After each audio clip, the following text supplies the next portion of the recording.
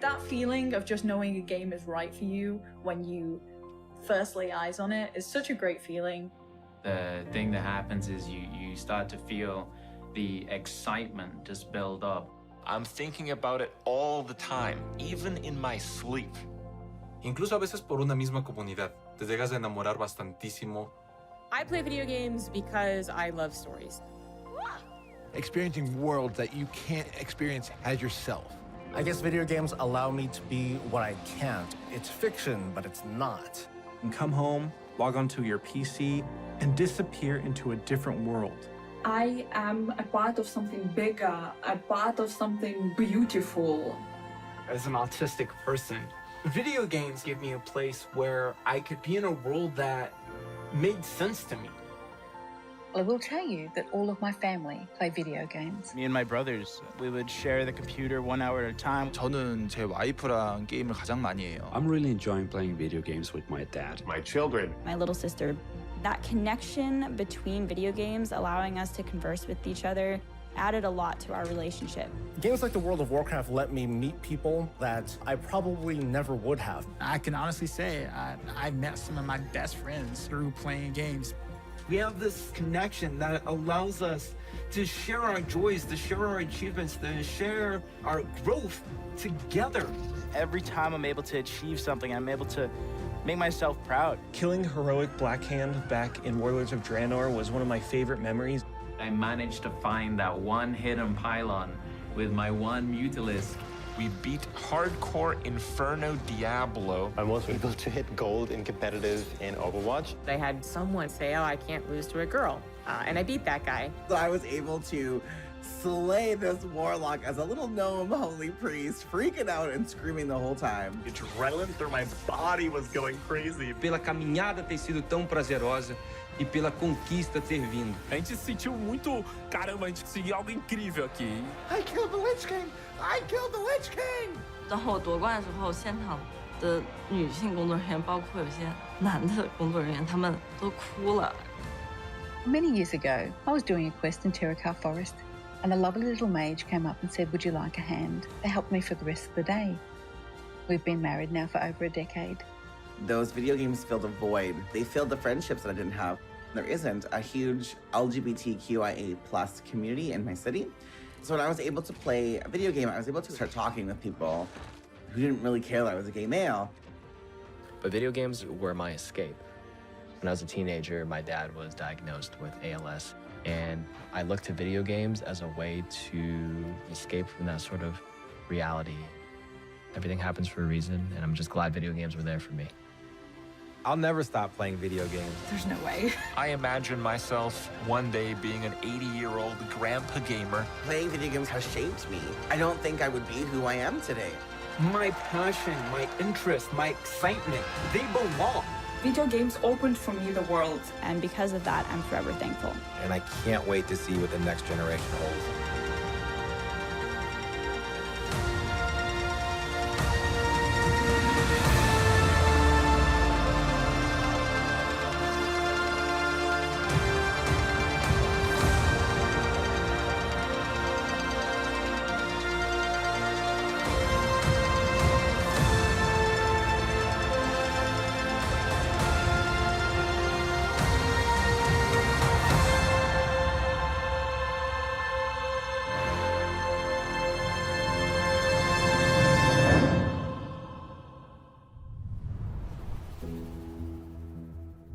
Welcome to Blizzconline, a celebration of 30 years of Blizzard communities and 30 years of Blizzard games.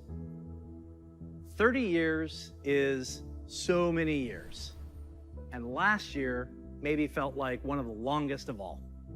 But throughout the years of Blizzard Entertainment, from 1991 to today, many of us can associate certain games with milestones in our lives. Maybe you were a little kid the first time you played The Lost Vikings. Or in high school when you first played a Diablo game. Or maybe you met your partner while you were playing World of Warcraft. That's the awesome thing about video games. They give us experiences that are relevant to the times in our lives and experiences that we carry forward with us. Games are here for us during good times, and they're here for us even when we feel alone or maybe uncertain. Games are coming home, familiar, comfortable, with a connection and a sense of belonging. And while many of us spent most of 2020 in our actual real-life homes, games became even more of a place to get away, to be free from outside concerns, even if just for a little while. So, this is pretty weird. Usually, when we start BlizzCon, the opening call is to my favorite Warcraft faction, the Alliance. Or my favorite faction, the Horde. I get confused. Usually, I'd be speaking to 40,000 of you in person at the Anaheim Convention Center and millions of you around the world.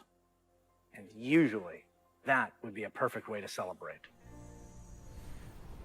But nothing about the last year has been usual. The pandemic has been hard on everyone, and for many different reasons. But if there's one thing that the last year has taught us, it's that being apart physically doesn't stop us from moving forward. It doesn't stop us from connecting with our player friends around the world, diving in as warriors and heroes, and checking on each other as humans. It doesn't stop us from sharing our latest epic gaming story or celebrating those of others. Games continue to unite us. Now, to be honest, I wasn't sure how well Blizzard could work from home. There are thousands of people, all needing to work together in creating our universes, games, and experiences. Never has it felt more true that it takes a Blizzard to make a Blizzard game. And in 2020, it became clear that the magic of creating at Blizzard isn't just tied to a physical location. It's tied to the people who work here, and I continue to be so proud of each and every one of them. Thank you, Blizzard. We create these games and pour all of our energy and heart into them, but it is you, the Blizzard community, that brings them to life. And that's why Blizzconline is a celebration of you, the guild leaders, healers, DPS, tanks, innkeepers, Zerg, Terran, Protoss, Blackwatch, Shimada, the heroes of Sanctuary and of the Storm. These next few days are for you, our Blizzard community. For World of Warcraft, we'll be showing you what's next for both Shadowlands and Classic. I'm sure you're all burning in anticipation for that one. Hearthstone is getting back to its roots in a major way. We can't wait to show you how. We also have news for our Diablo community. Some of you were able to dip your toes into the depths of hell in the Diablo Immortal Technical Alpha. I really enjoyed seeing players embrace the multiplayer aspect of meeting in town. We can't wait for more of you to get your hands on it. So, it's only the beginning of the year, and already there is so much to look forward to, even though we can't yet be together in person. The Overwatch League will be kicking things off in spring, and we'll be watching closely to see if the San Francisco Shock can continue their championship run.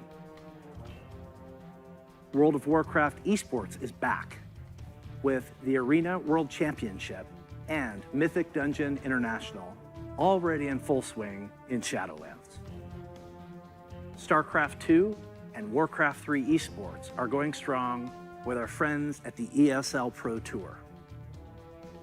And qualifiers are already underway for the first online stop of the 2021 Hearthstone Masters Tour, with the first event taking place next month. But before we get too far ahead, let's take a look one last time. Twin times were a little simpler. In the early 1990s, the internet was a baby. CD sales had finally eclipsed cassette tapes. A cassette tape, it's a rectangle piece of plastic, and there's a tape inside, and music would get recorded on, and sometimes you needed a pencil to wind it and make it tight. I know, it sounds crazy. We were all playing video games on Super Nintendo, Sega Genesis, DOS, or Mac PCs. I personally was a master of config sys and autoexec bat. So many simple things in simple times. If only we could relive them.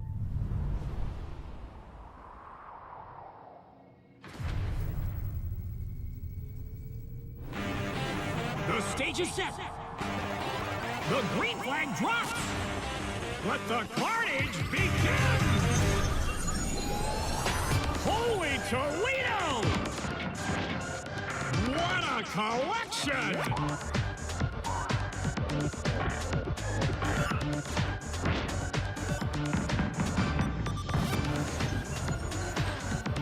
Now we're talking.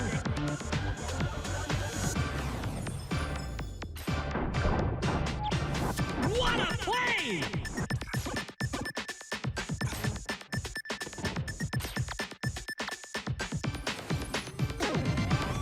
Crank up the volume! Unbelievable!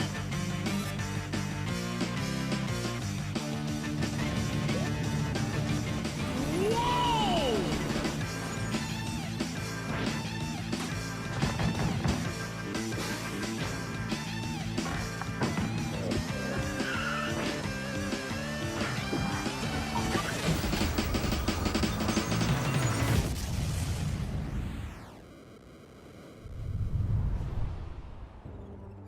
The Blizzard Arcade Collection, featuring the Lost Vikings, Rock and Roll Racing, and Blackthorn. These are ports of the games just as you remember them, allowing you to relive the original experience of all three titles in 13 different languages, with a couple of quality of life upgrades. As an example, we include very modern, cutting-edge functionality that wasn't available in the early 90s, both saving and loading of games. And for those of you who purchased any Blizzard Digital Anniversary Bundle via Battle.net, you'll automatically receive the Blizzard Arcade Collection on PC today. Now, you ready to hear about some other video games? Let's hear what's next for World of Warcraft.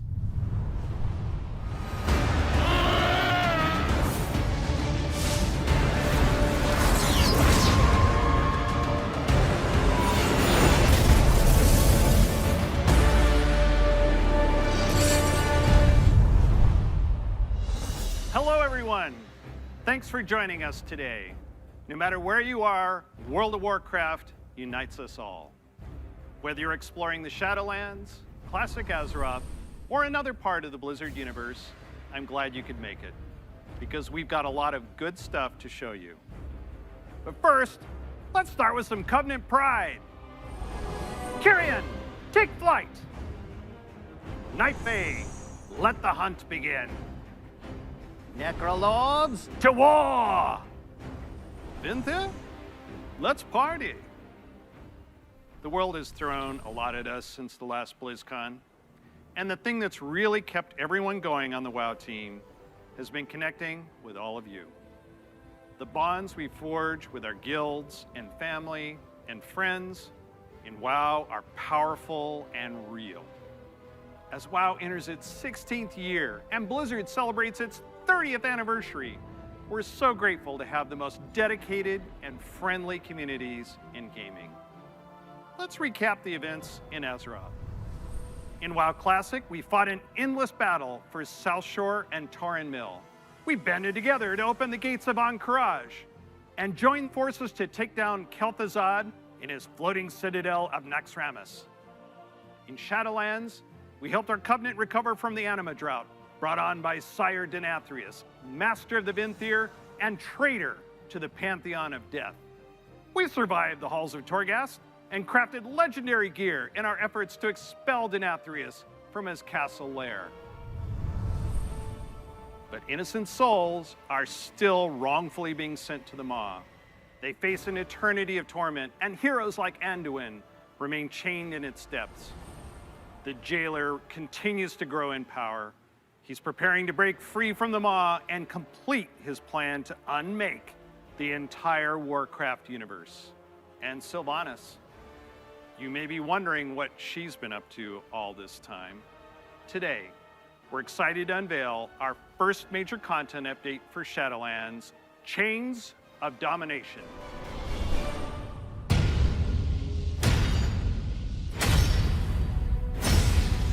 Look around you!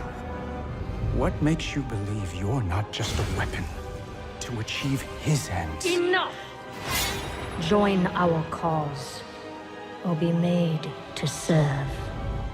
Right now, you hold all the power. Make your choice, Sylvanas Windrunner.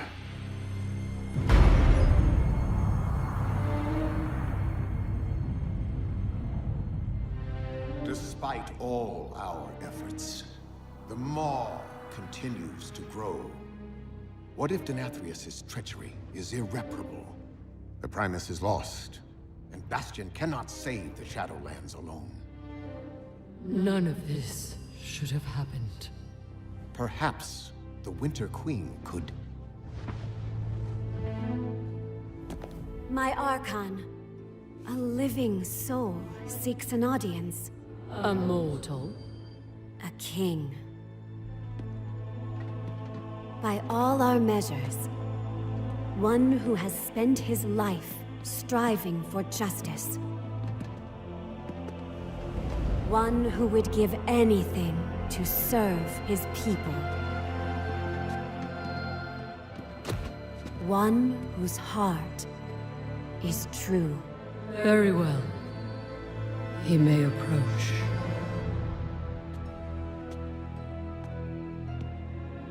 Step forward. My Ascended have spoken of you. The King, held captive in the Maw. That prison could not hold me forever. Why have you come to Bastion? You have a key that I need. You will release this soul from your grasp. No. He is bound to me. Just as you once sought to bind your own brother.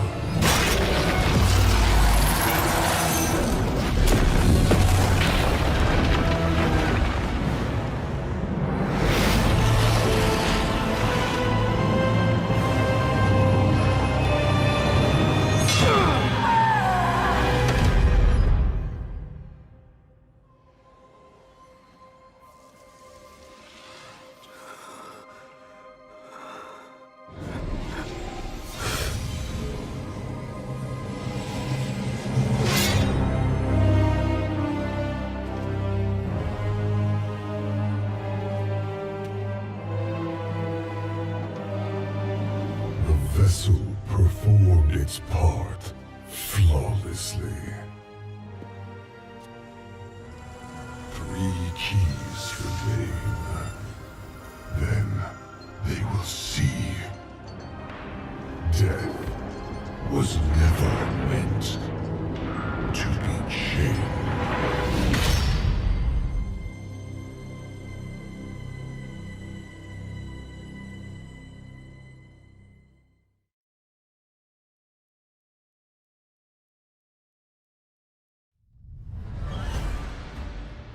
That is so intense.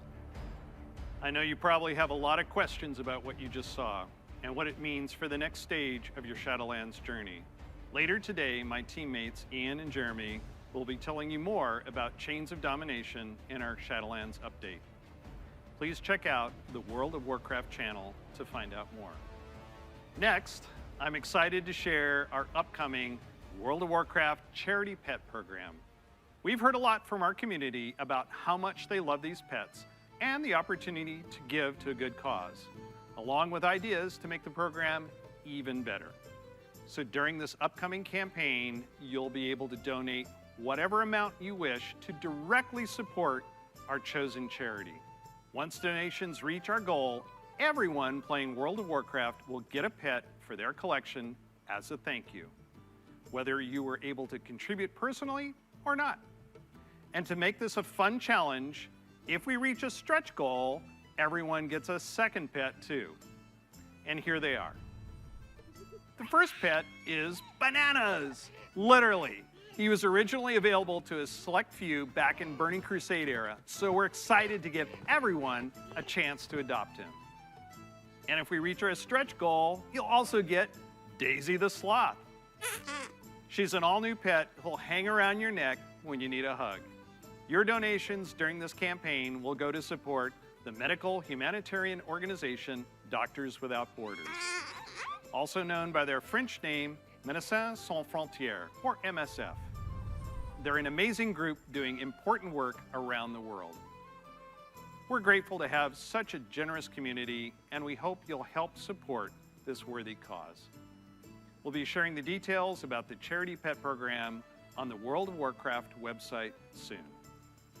So we've talked quite a bit about Shadowlands. Classic players, now it's your turn.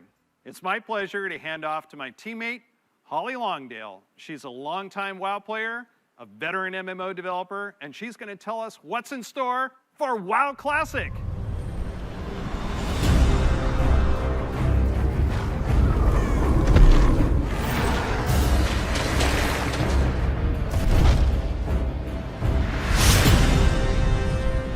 Hi, everybody.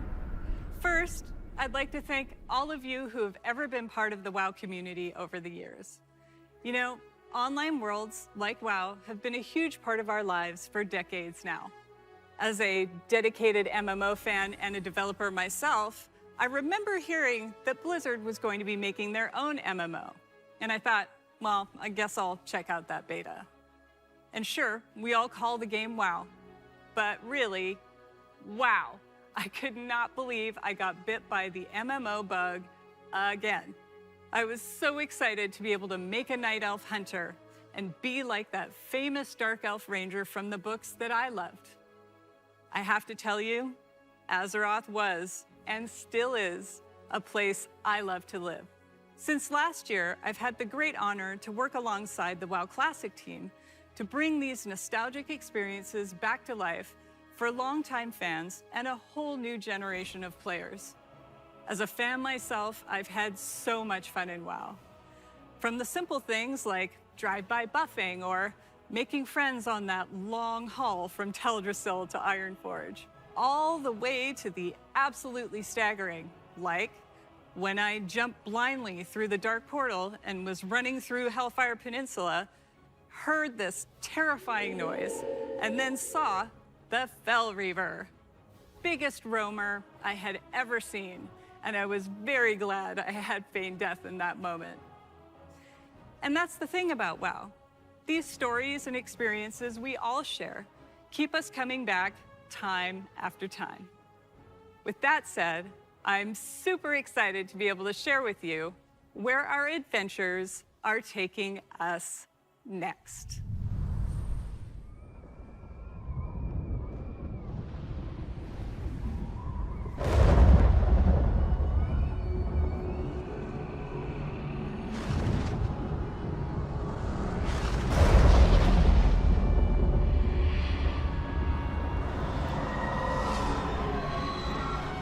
You dare enter my realm.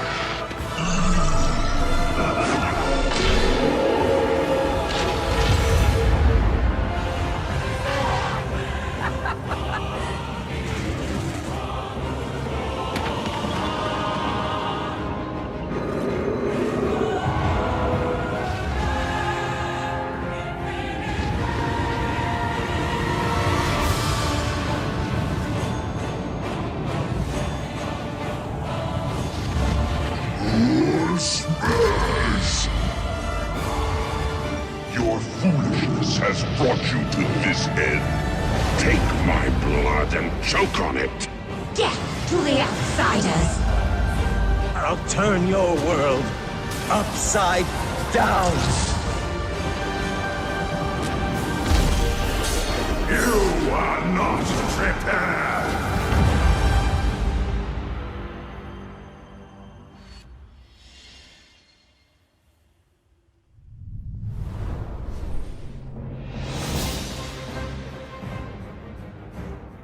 Brings back so many memories, right? Like exploring the fungal forests of Zanger Marsh, or being awestruck at the chaotic magic alive in Netherstorm, the Draenei in Exodar, the Blood Elves in Silvermoon. I love playing them both. Do you choose to enlist the Aldor or the Scryers in your quest to fight the Legion? And of course, we can't forget gathering all your friends to fight Illidan at the top of the Black Temple. I can't wait to relive it all with you. Since the team first set out on their own quest to bring the original WoW back to life, we have learned a ton about what players are expecting from this kind of experience. We've also learned when to keep things just as they were and where we all might be open to some changes. We're bringing all these lessons into Burning Crusade Classic, with our primary goal to bring back the same feeling you had when you faced the Fel Reaver for the first time, or when you were digging through piles of Felhound poop. Of course, we can't get this right without you, our incredible community. Soon, you'll be able to revisit Outland yourself when beta starts and tell us what you think. Later, all WoW Classic players are going to be presented with a meaningful choice for each one of your beloved characters. Do you want to move on into Burning Crusade Classic? Or do you want to stay in the original Classic era forever? Whatever you decide, you can do it all with your one WoW subscription. Now, I know I've thrown a lot at you, but don't worry. We'll be getting into the details in our panel later today. So stick with us. We'll make sure you are prepared. And now we're going to hear what's coming up in Hearthstone.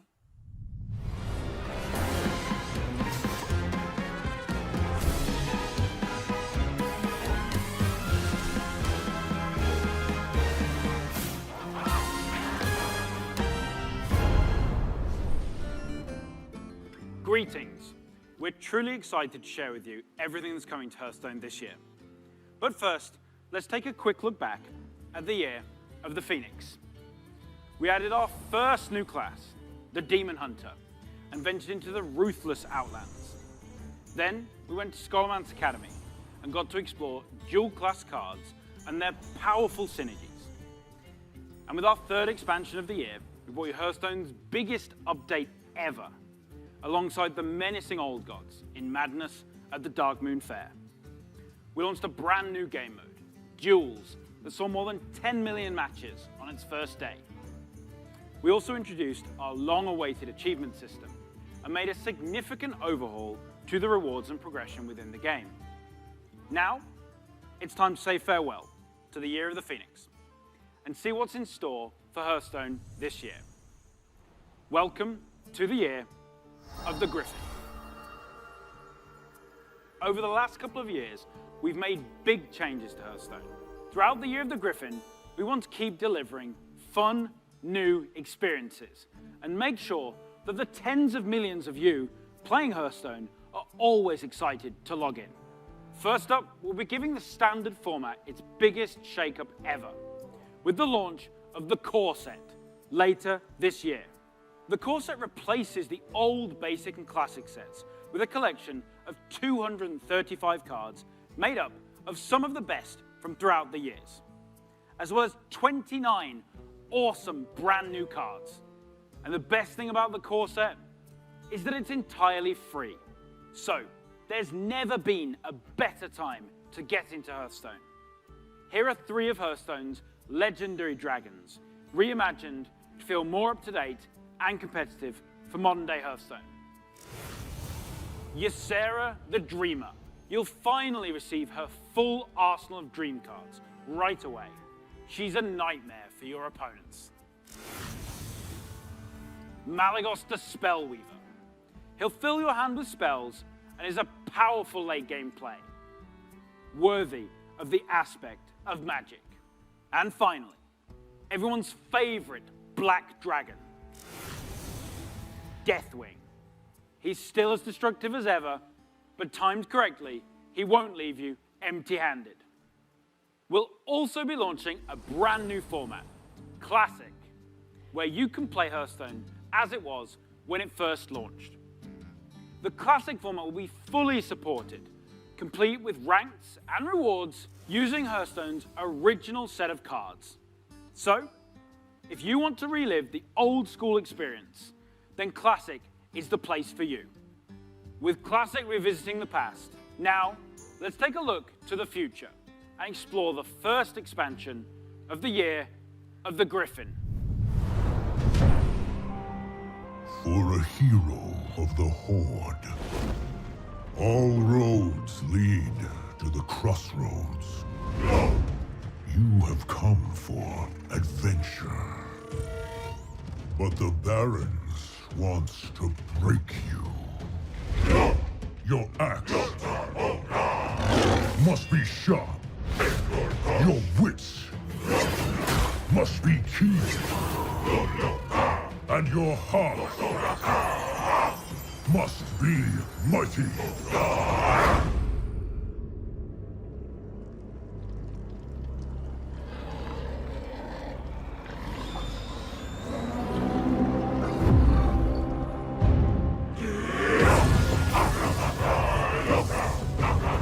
Strength and honor.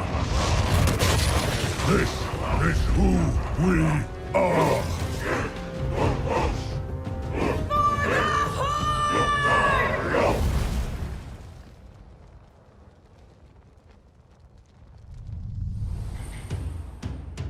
That's right.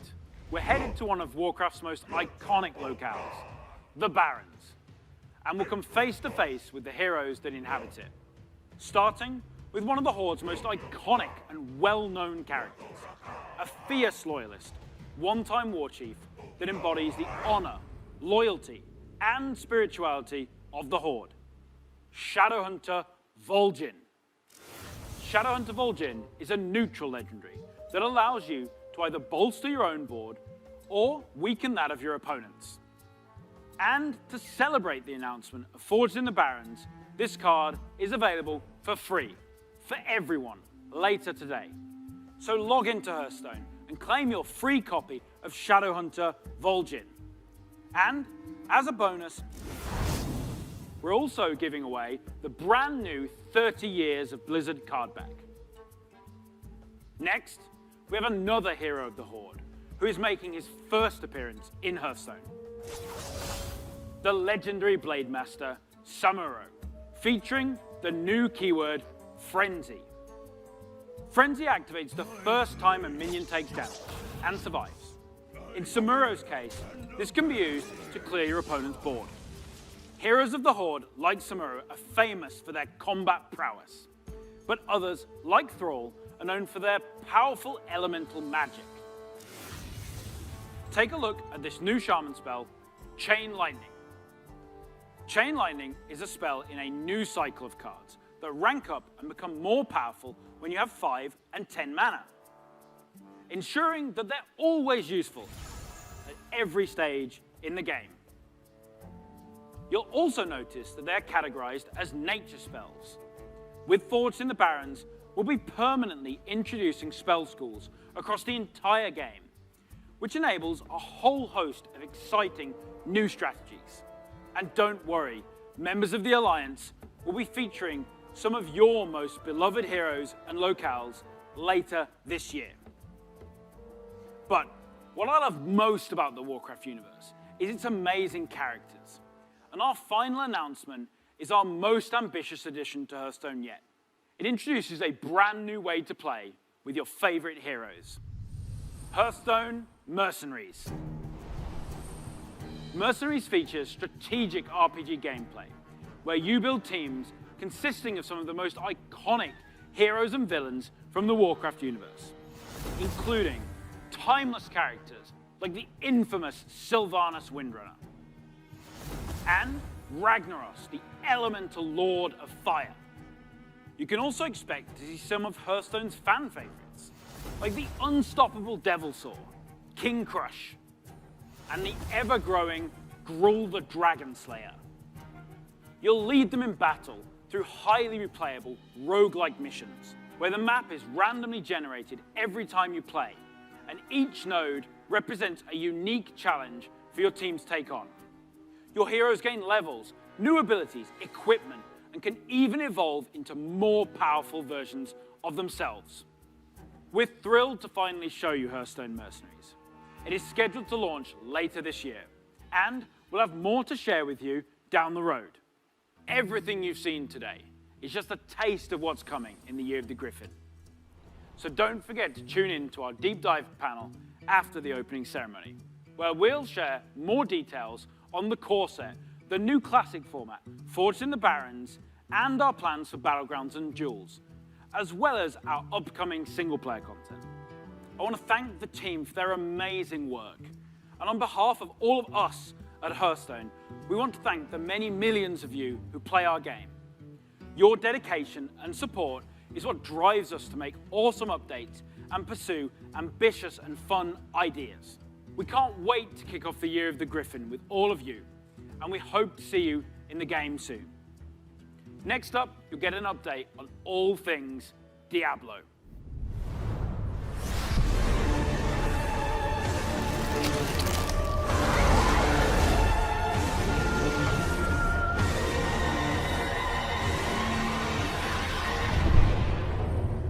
Hey everyone, thank you very much for joining us. I am so excited to kick off the Diablo segment of our show, and I am honored to be here on behalf of all of our Diablo teams to share the news and updates we have in store for you today. We've got a lot of Diablo to cover, and I hope you'll agree with me that it's a great time to be a member of this community. All right, let's kick things off with Diablo 4. We first shared our game with you during Blizzcon of 2019, and we've been truly humbled by your response. We've kept in touch through quarterly updates and sincerely appreciate the thoughts and valuable feedback you've provided as we unveil more and more of the game and share in its development. After all, Diablo belongs to you as much as it belongs to us. Most recently, we teased an update to our campfire screen, and savvy fans, of course, understood that we meant more than just the character lighting and fire visual effects. That's right. Today, we're happy to announce a brave new soul joining the barbarian, the sorcerer, and the druid on this dangerous journey back to Sanctuary. A class is one of the most exciting things you can announce in a Diablo game. This one is especially exciting to me, as it's a re-envisioning of one of the first classes to ever appear in the series. Let's have a look.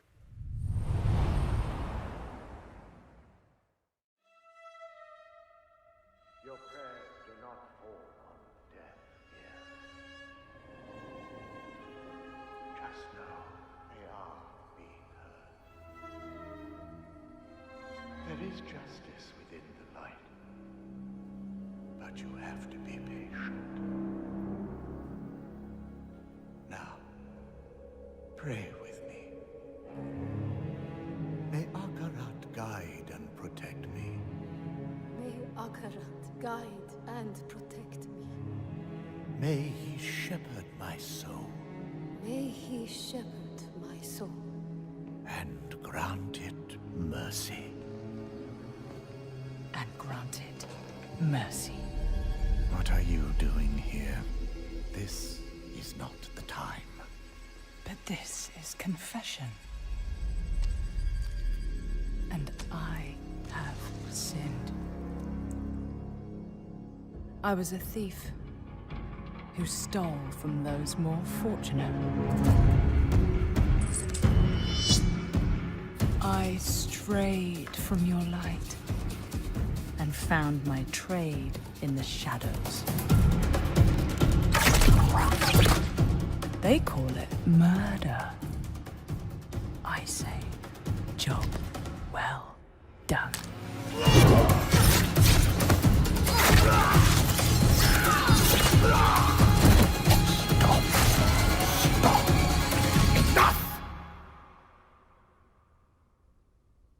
I am a thief, a heretic, a murderer, Father. Will Akarat save me? You mock our light. But those monsters were a scourge upon my flock. And you were the answer to their prayers. Then we are settled. And you owe me. The name you seek is... Thank the heavens for you. Heavens? I assure you, Father, the heavens didn't send me.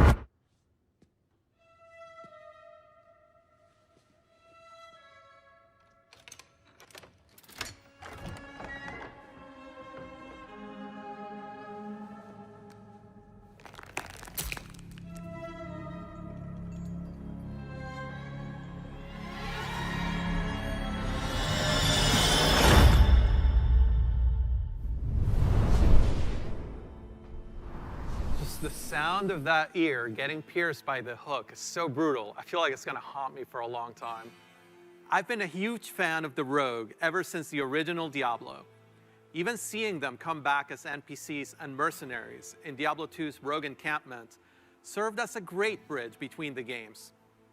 With the setting of Diablo 4 being a larger world than we've ever played in before, we're excited to show you not just what the successors to the original rogues in the series have been up to since the fall of their order, but also what some of the other rogues in the world of Sanctuary might look like. The mantra for Diablo 4 has been customization first, and the rogue takes this to a whole new level. From the beginning, the rogue has been an incredibly flexible class, able to adapt to any situation.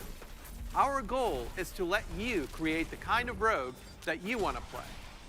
Whether it's an unrivaled archer modeled after the original Sisterhood, or a cloak and dagger rogue from the darkest alleys of Chaldeum, in Diablo 4, you will have the freedom to create the rogue that you imagine by customizing the looks, the background, and the playstyle of your character. Please stick around for our segment later today, where I'll be joined by other members of the Diablo 4 team to share a closer look at the rogue class, as well as some of the open world gameplay that we're bringing to the game. Spoilers, those severed ears are not just for show. But Diablo 4 is not the only Diablo game we're talking about today. If you're looking for an authentic Diablo experience on mobile, we've got you covered. Diablo Immortal has everything you'd expect from a AAA action RPG. From the visceral combat and epic loot to an all-new story, bridging the gap between the events of Diablo 2 and Diablo 3. Later today, you can join the Immortal team, where they'll talk about some of the things they've learned from their recent alpha test and what's next for the game. But that's still not all. We have one last bit of very exciting Diablo news to cover. When you hear us talk about the classes, the items, or the stories of the early Diablo games, you may have picked up on the absolute reverent tone we reserve for that golden era of Diablo. Maybe you share that love of the classics, and just hearing us talk about them makes you want to take on Mephisto or Baal one more time. Or maybe even for the first time. After all, some of our favorite moments happened a long time ago, and not just in Sanctuary years. If so, we have a special surprise for you today. Let's check it out.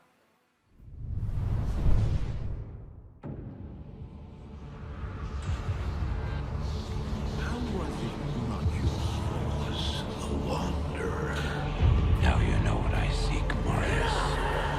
Were these the demons from... Don't do it! It seems you are turned. Fool! I'm not acceptable. Look what they've done to me. Arise, Diablo, Lord of Terror.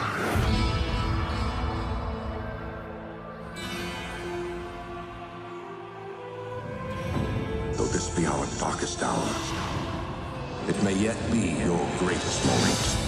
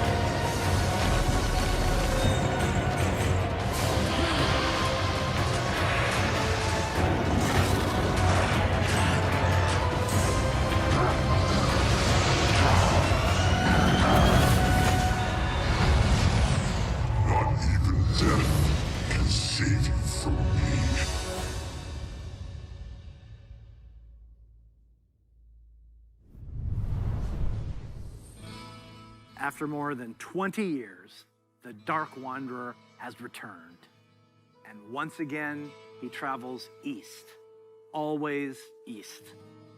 Diablo 2 is a landmark game for Blizzard. Diablo 2 Resurrected is a full HD remaster of both the original game and the expansion, Lord of Destruction. It takes the 2D sprite-based classic that we love and brings it into the present in 3D, utilizing up-to-date graphical rendering and lighting technologies. It also includes modernizing all 27 minutes of cinematics, recreated shot for shot with the explicit intention of preserving both the look and the pacing of the original movies. Blizzard has a long history of games that we're proud of.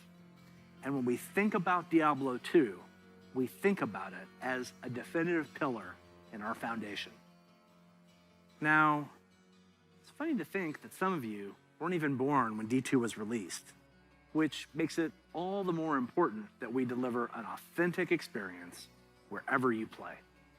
We want everyone to relive their memories or experience the game for the very first time on their platform of choice. And so we're excited to bring Diablo 2 Resurrected to PC and console, along with cross-progression. And for those of you who are in love with the original and you just wish it worked more seamlessly on modern computers, you can bring back all of that nostalgia exactly as you remember and enjoy the game in its original 2D form, much like we did with StarCraft Remastered. Obviously, there's a lot to talk about. Later today, Diablo speedrunner Mr. Llama will host a roundtable with members of the development team on the dedicated Diablo channel. If you are a Diablo 2 fan, I encourage you to take a look.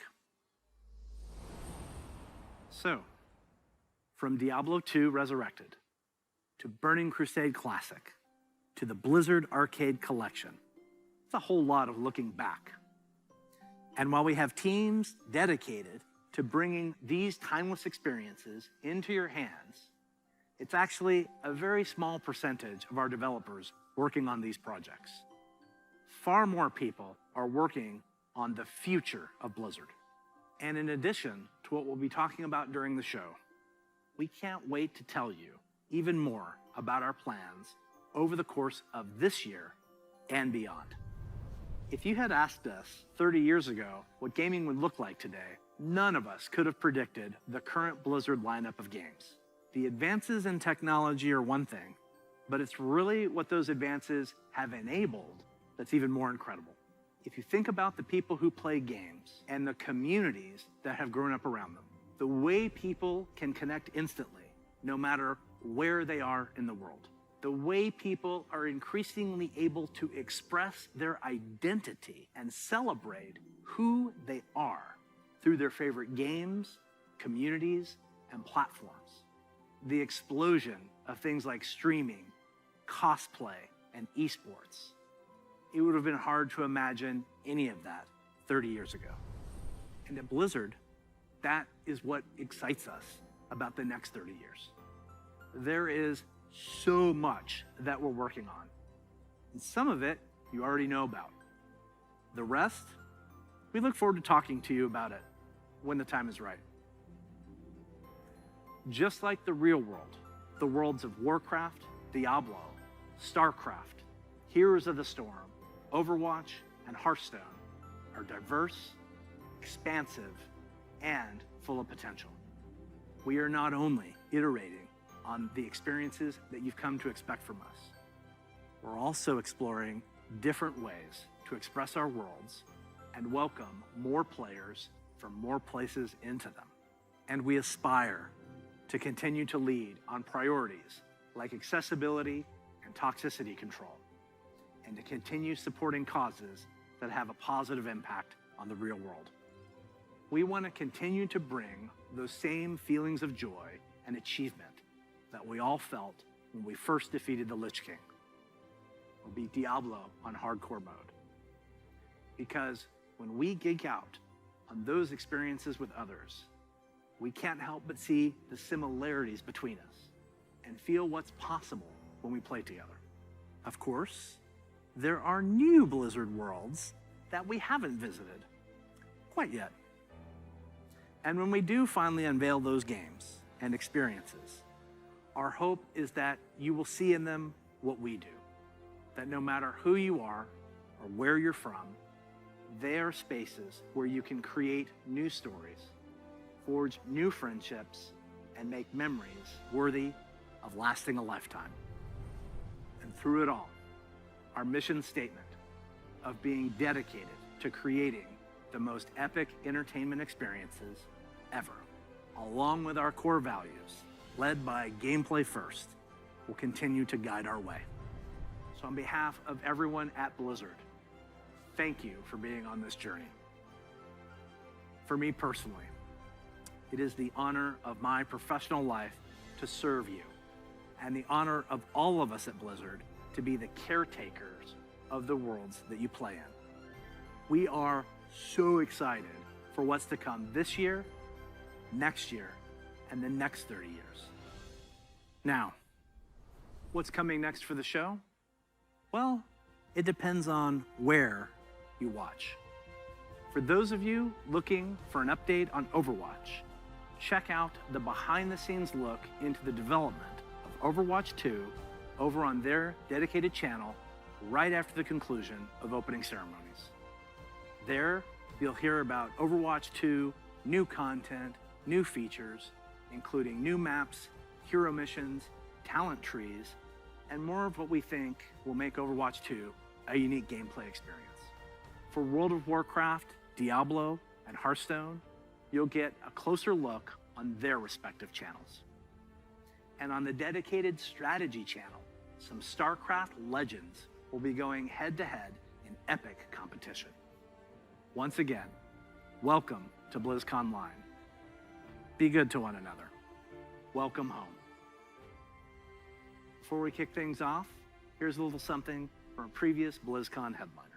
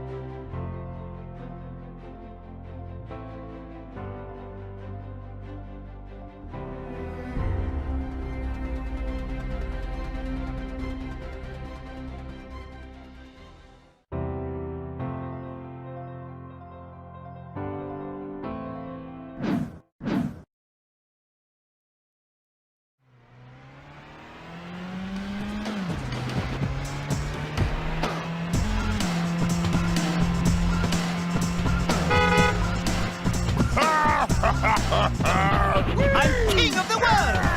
Wow!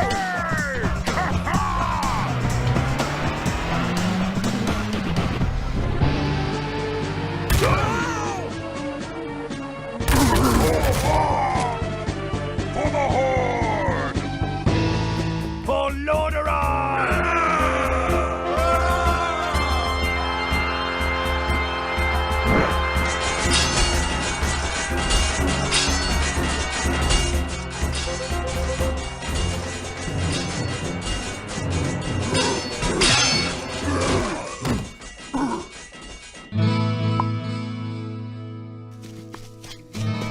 What can I do for you? What can I do for you? What can I do for you? What can I do for you? What can I do? Your death will.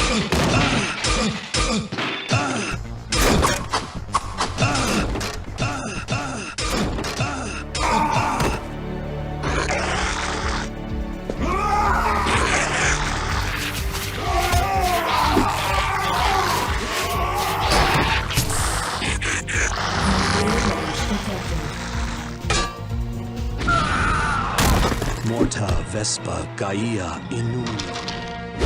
Help! Help!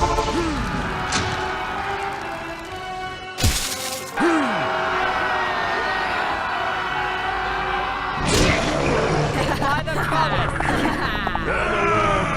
Strike with great vengeance!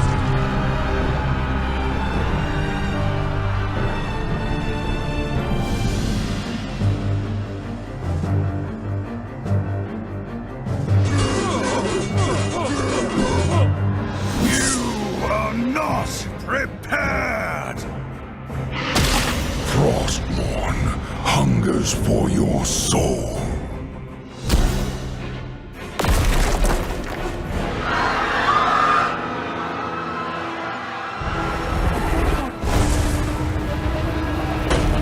Your time has come.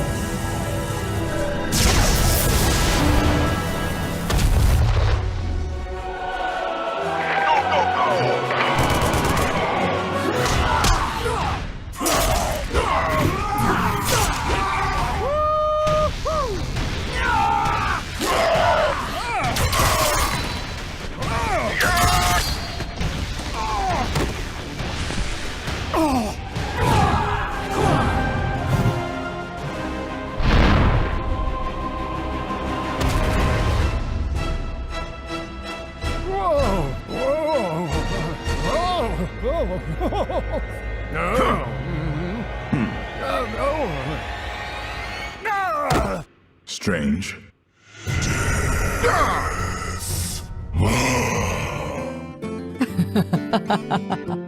Greetings to you. Seems you're ready for the real thing.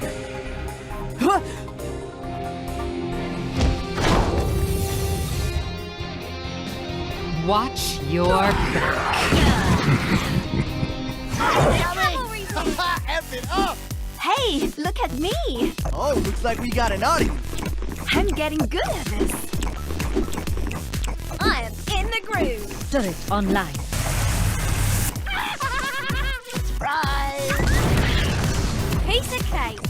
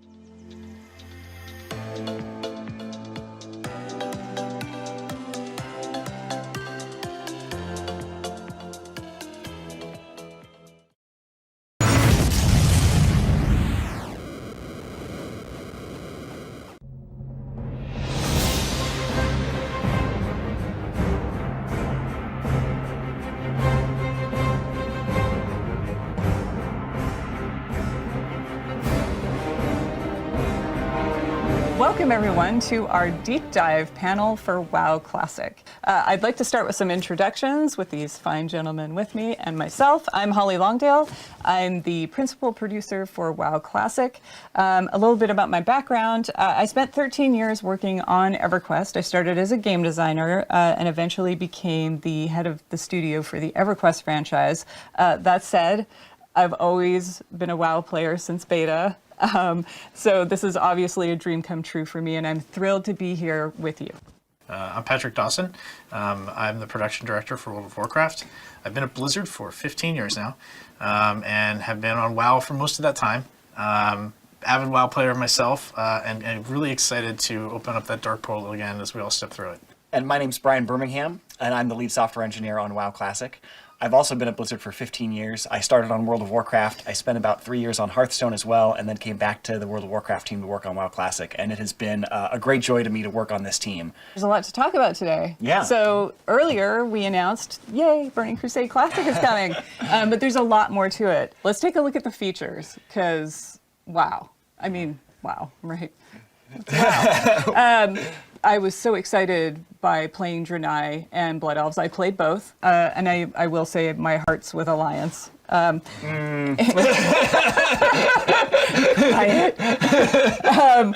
I also took up jewel crafting on my Draenei Shaman. I wanted to corner the market. Just the whole notion of having items with sockets and just exploring that whole system. I'm also a bit of a systems nerd. So I completely lost my time for weeks in there. The Burning Crusade, I remember being there back then. I mean, it was our first expansion ever.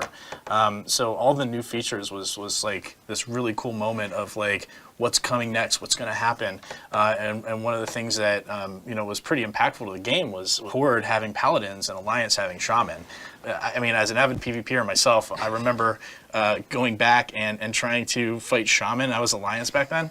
And just not understanding that class at all, because my team didn't have it. So like I try to poly them and then be like grounding totem. I didn't know what that was. And it's just like, why are Shaman immune to everything? I don't understand. That's not what you said. Yeah, no, but no, I did. No, you said they're cheating. I understand polymorph druids, but Shaman, why? Like now I started to understand Shaman a little bit better. We got some of their benefits. I actually got to see totems being placed down on my side for once, and got to see the frustration of dealing with Bubble Hearth on the other. Yeah, I remember when I was doing raids, we were always jealous of the Alliance having Paladins for Blessing of Salvation. Like people would be pulling aggro off me, and I'd be yelling at them like, "Wait for 3 Sunders!" And the Alliance is just like, "No, it's no problem. Just go." Yep. So hey, I mean, we were upset raiding like Razor Gore without Earthbind. I mean, really even the playing field for both PvE and PvP, which was kind of cool. But there were a ton of new features and just abilities with this too. As we got to level 70 and got to experience new content and new things. I remember one of my first experiences with understanding what it meant for designed by Blizzard, right? Oh, Because I was an engineer, right? I wasn't a designer. I was working on like the live ops team at the time, and I was playing my class, avid player of Mage, and I kept, I sent this long email to Tom Chilton saying like, hey, here's what Mage needs. The Dawson Manifesto. So it was a well thought out forum post. And what was in it was things like bring back invisibility, let's get a threat dump in the class. And I didn't even necessarily tie those two together, but he was like, that's a pretty good idea, let's give mages invisibility. And just knowing that skill was coming along with some other new stuff for mages like the Molten Armor, the Ice Lances, was just really cool to see all this new stuff in Burning Crusade. On the other side of that, I was really excited about Spell Reflect because I was really frustrated getting polymorphed and being able to like reflect that back on the mage. As a mage, I was not excited for you to get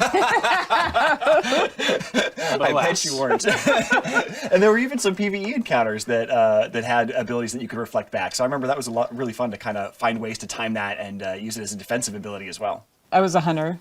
Mm-hmm. I'm a hunter also now, a hunter. actually. Yeah, I've switched. But I remember just chasing Beastmaster and just DPS. Yep. That was it. That was the chase, yeah.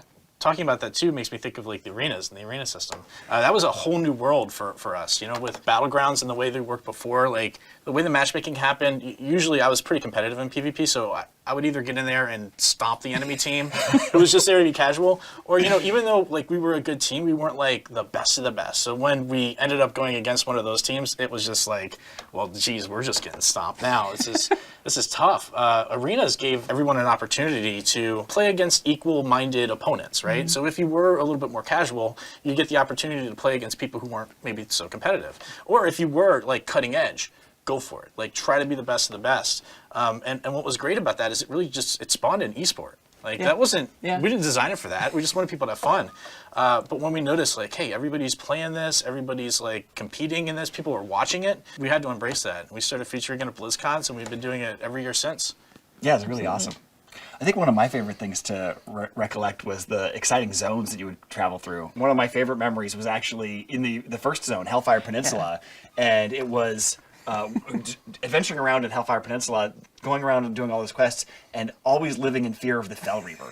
Because you'd be out there collecting parts from like a broken Zeppelin, and you'd be fighting off your Hellbores, and then all of a sudden you'd see the screen start to shake, and like these thump, thump, thump, and then and you're like, oh my god, I gotta run, he's right on top of me. Sound still haunts my dreams. Oh, I know, yeah, it's terrifying. Even in life, it's just feign death. Feign death. Just get out of here. And then the payoff when you later go to Netherstorm, and they give you the quest, they're like, could you get me a part from inside the Fell Reaver? You're gonna have to kill him. And you're like, that guy? Like that guy that used to terrorize me? They're like, yeah, I think you could take him now. And that was such an exciting payoff to be able to like bring that full circle and go back and see him again. For me, I snuck into beta. I got really lucky because I could see the construction sign for some of the zones, and of course I ignored it and went and explored. So I remember running through Blade's Edge and just seeing dragon carcasses and skeletons impaled in the environment, and then moving on to Netherstorm. I just was blown away, even from Zangermarsh all the way through. Everything felt like its own world, and just be able to go through that, and just the delight of it and the epicness of it. And then you come up to Area 52. That's what I love about WoW, is you can have epic storylines and still find lightness in it. So I just loved it. I love it. I'm an explorer, so. You know, for me, I remember Burning Crusade really opened up a new gameplay type for me. I became a collector in Burning Crusade, right? And it kind of started with the Outdoor and Scryer rep. Because I got my outer rep all the way up, and then I was thinking about switching to Scryer, and people were like, "You're insane! Don't do that." And I was like, "I bet I can," just to prove people wrong. And I did, and it was cool. It was really fun. But then I started doing other things. Like there were all these new like mounts and pets, and I went back and even got some of the older reps like Thorium Brotherhood and Winterspring. But then like things like Netherwing Ledge came out. The world just opened up for me in Burning Crusade to really start my collection. Of course, we also had flying mounts, which I loved, and then decided to play with some friends on a PvP server, and was running around Hellfire, and Death from Above, which is likely just Pat. Probably. Yeah. You were flying around harassing people, Pat? I was getting a lot of honorable kills back in the day. So that's just a quick look at some of our memories for Burning Crusade, and that was 13 years ago.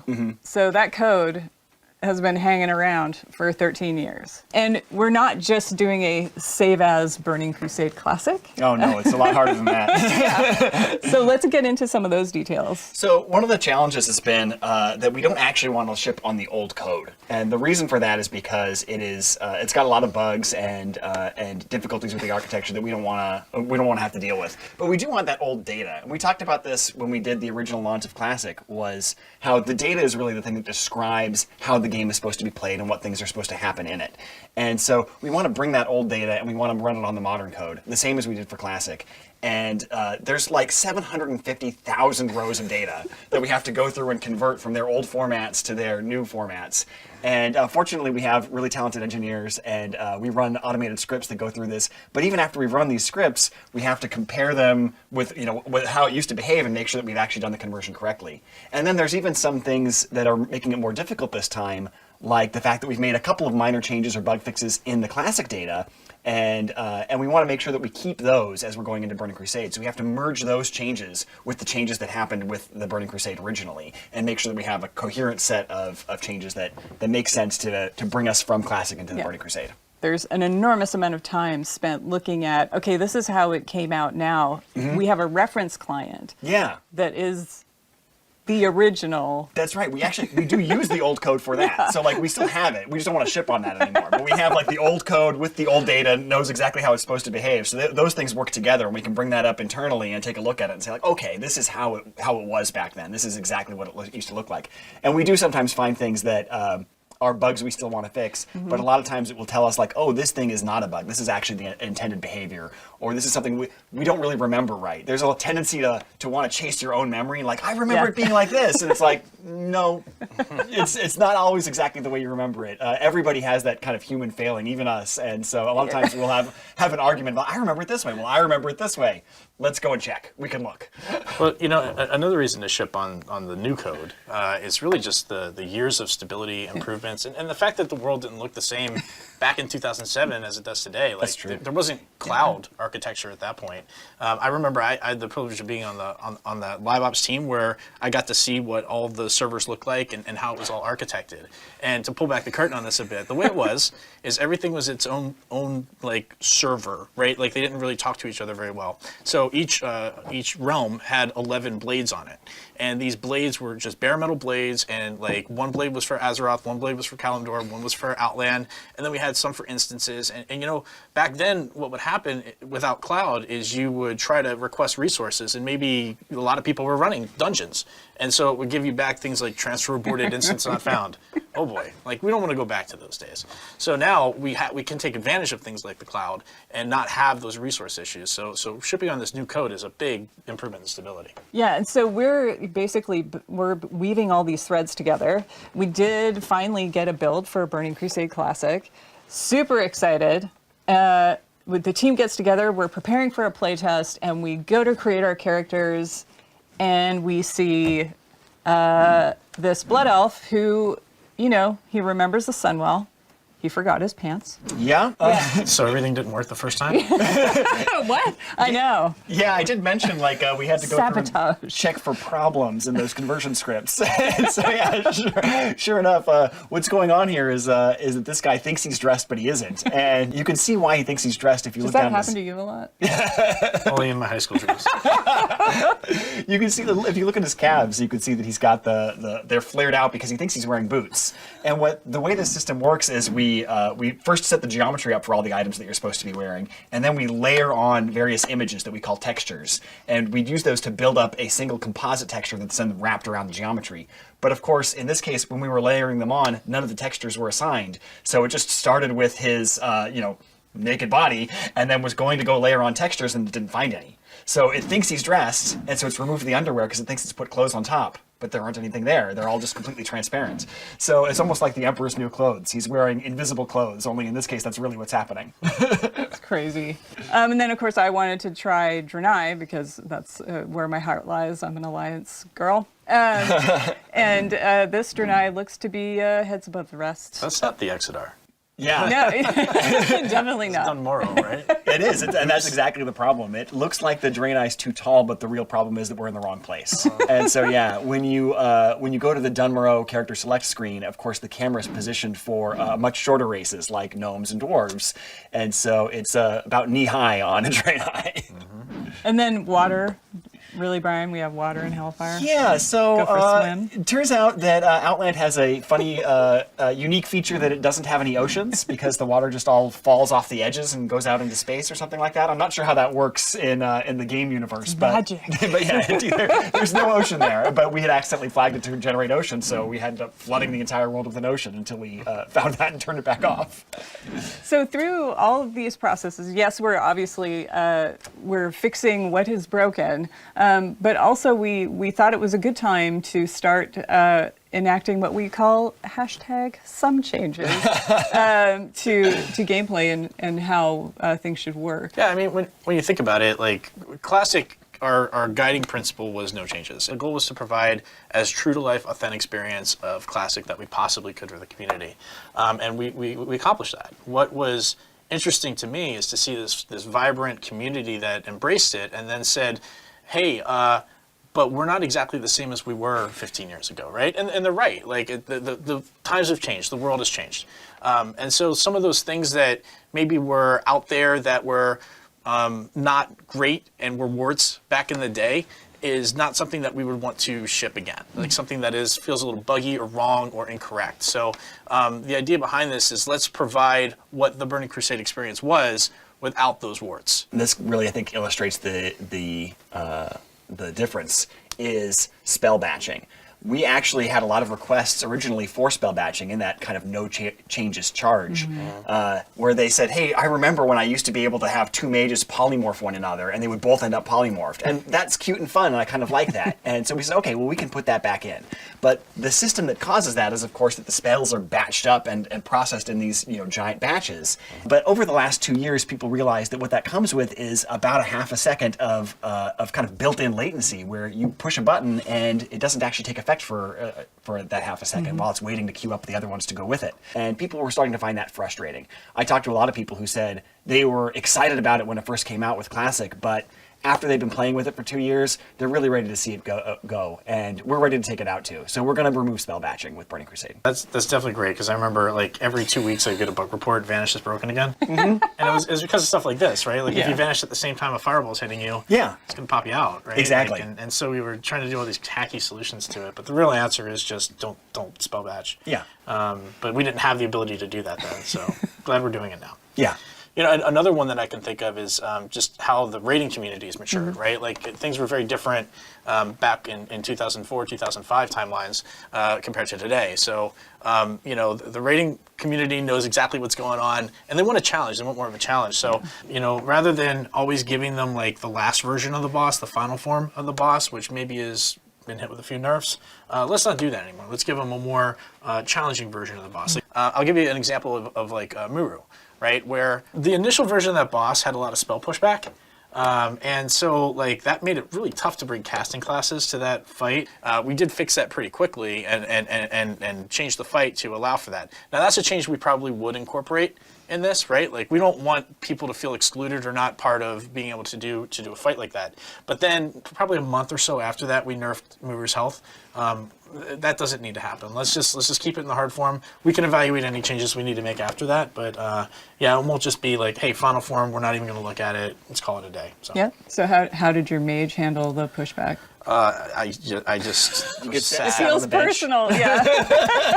No, I was the raid leader, so I got to choose who went. But the one mage allowed to go. that was honestly that's one of my favorite fights ever in World of Warcraft. That was a really, really fun fight. That's awesome. Another change that we're talking about making is along the lines of the PvP balance and faction balance is you know. Obviously, with Burning Crusade, Paladins are introduced to the Horde and Shamans are introduced to the Alliance, and that was intended to be a balancing of the factions and let's make them even. And then they wanted to kind of keep a little bit of flavor of that faction identity, so they kept Seal of Blood on the Horde and Seal of Vengeance on the Alliance. It was intended to be equivalent power abilities that were just slightly different in flavor, but in retrospect, Seal of Blood was just so much better. And so one of the changes that we are going to make is we are going to give the opposite faction's seal to the other faction, but we're going to do that at max level. So we keep just a little bit of that faction identity, where Horde will get Seal of Blood at level 64 on schedule, and then get Seal of Vengeance at level 70. And similarly, Alliance will get Seal of Vengeance at level 64, and then their equivalent, Seal of the Martyr, at level 70. Another thing we want to talk about is arena teams. When it first came out in Burning Crusade, the arena team system only let you have the same number of players on your team that was the size of the bracket it was for. So, for example, a 3v3 team could only have 3 players on the team. So if someone was like sick or unavailable one night, you couldn't play. And that felt really frustrating. So we're definitely going to go with like the last version of that, where you could have twice the size of the bracket on your team roster, so that you had alternates you could swap in and out. And then that way, as long as anybody had participated in, I think, 30% of the matches, then they got the full credit for the week of participation.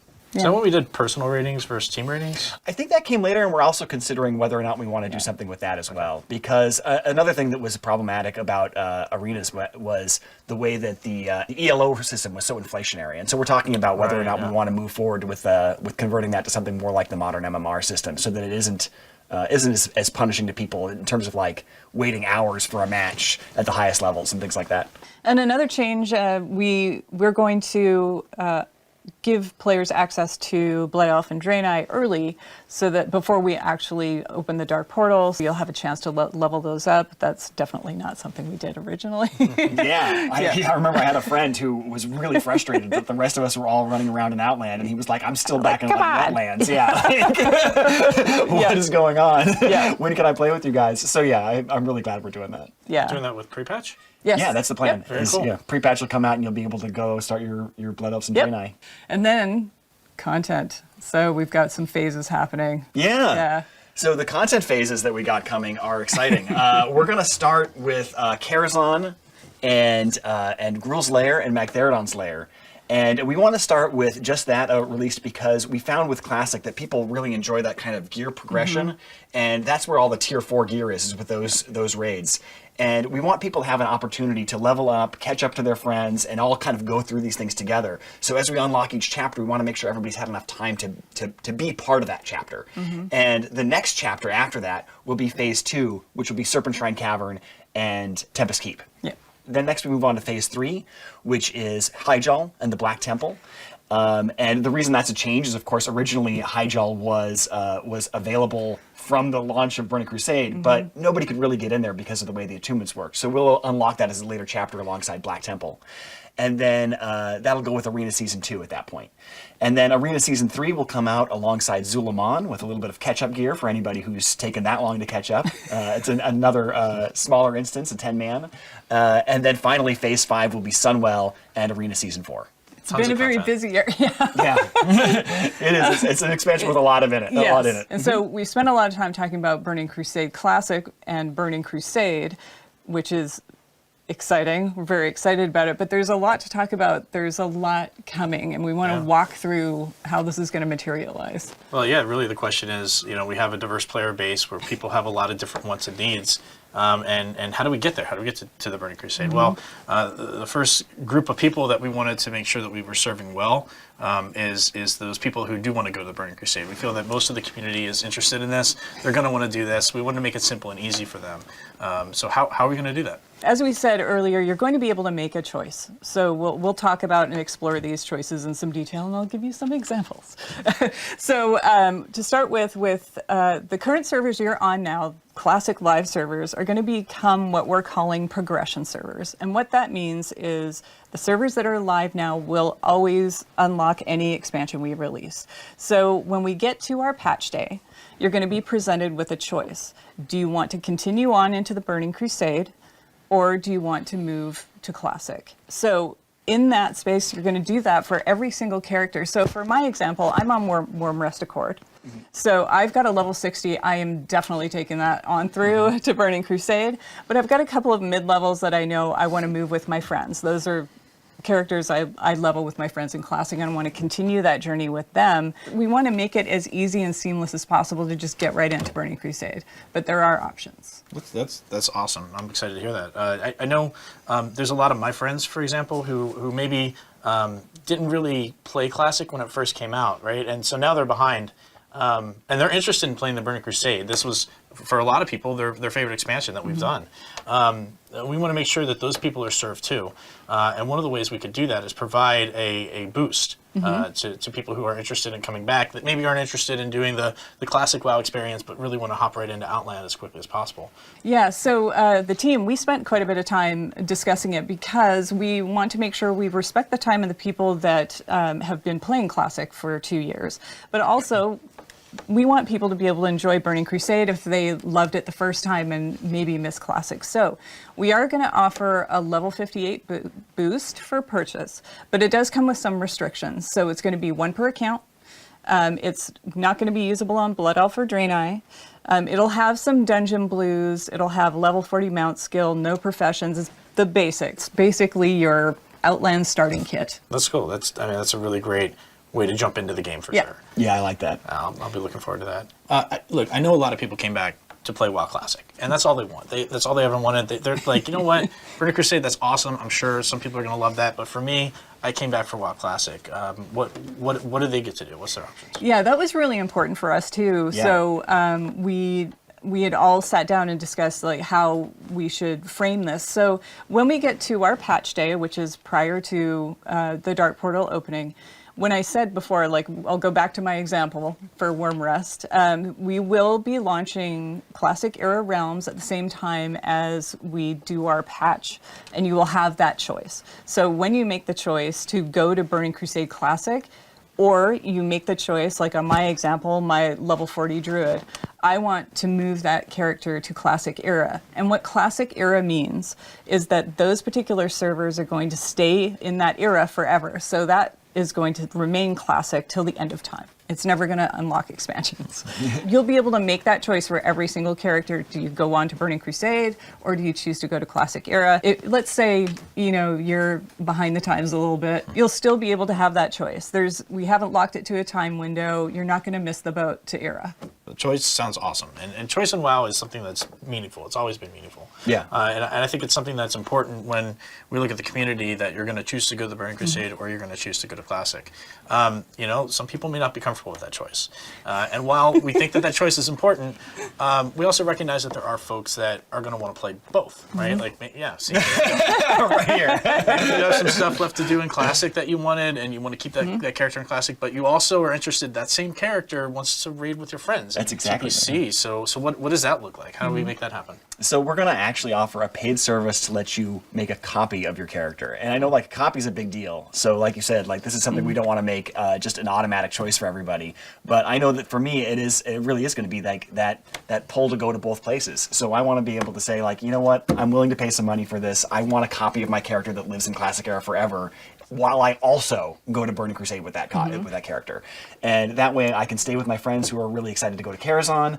I'm really excited to go to Karazhan. I want to see my hunter go through Karazhan, but if I'm missing like a couple pieces of my tier 3 set from Naxxramas, I still have an opportunity to go find a new guild there and go through Naxxramas again until I finish that set.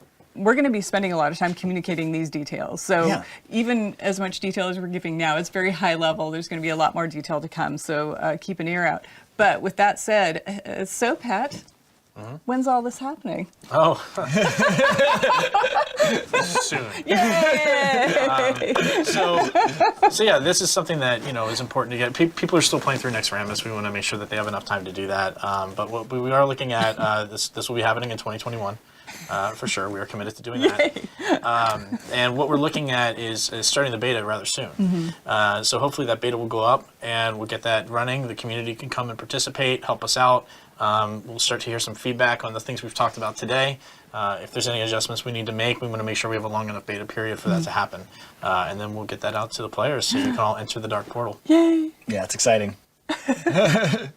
So any final words? Yeah, I just talked about the beta, and you know, I will say just to the community, you all have been so instrumental in making Classic the success that it has been, and you will be equally instrumental in making the Burning Crusade a tremendous success also. So please get in that beta, play, give us your feedback. We want to hear all about it. So enjoy, welcome, and let's have some fun. Yay! Yeah, and it's been the highlight of my professional career to work on WoW Classic and have the support and love of this community. It is really special to me, and I'm really excited to be sharing this with all of you in the Burning Crusade. Yeah, and for me, I've been playing Classic since it launched, and I wasn't working at Blizzard then, and it's changed my life, obviously. So from me and the entire WoW team, we want to thank you for bringing Azeroth to life for us. So we will definitely be seeing you in game in whatever flavor you choose. And until then, stay classic.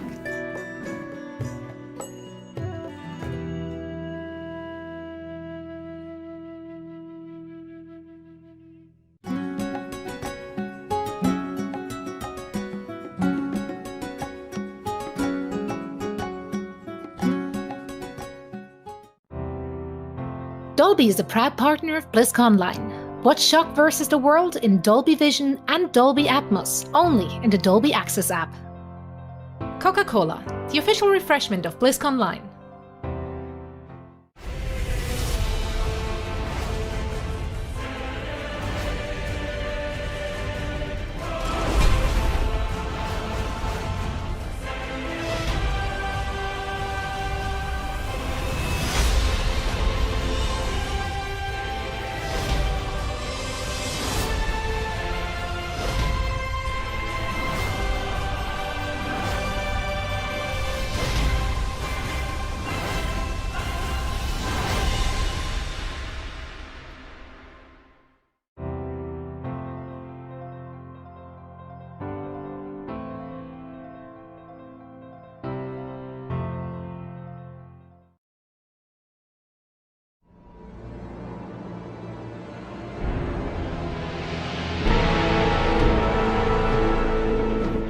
Ever since we announced Diablo 4 at last BlizzCon 2019, we've been sharing updates with you guys through our blog, whether it's items, skills, zones, even user interface updates, and you guys seem to have really enjoyed that. Today, to mark the special occasion of Blizzconline on Blizzard's 30th anniversary, rather than doing a blog, we're actually going to share lots of video, introduce a new class like we saw in opening ceremonies, and also cover some open world topics, including mounts, camps, and PvP. Yeah, this is like the ultimate blog post, right? We get to actually hand deliver it. This is the dream. It's all finally out there, and we can talk about all of it.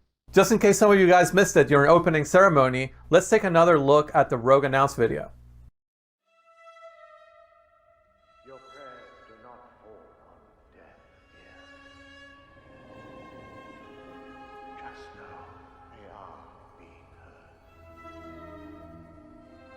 There is justice within the light, but you have to be patient. Now, pray with me. May Akarat guide and protect me.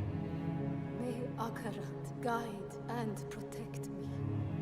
May he shepherd my soul May he shepherd my soul. and grant it mercy.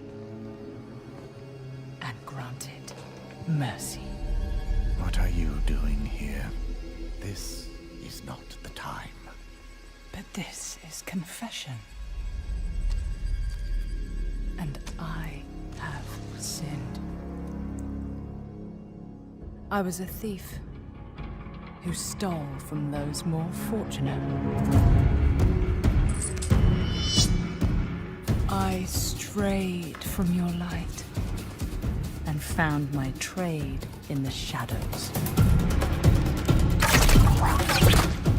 They call it murder. I say, job well done.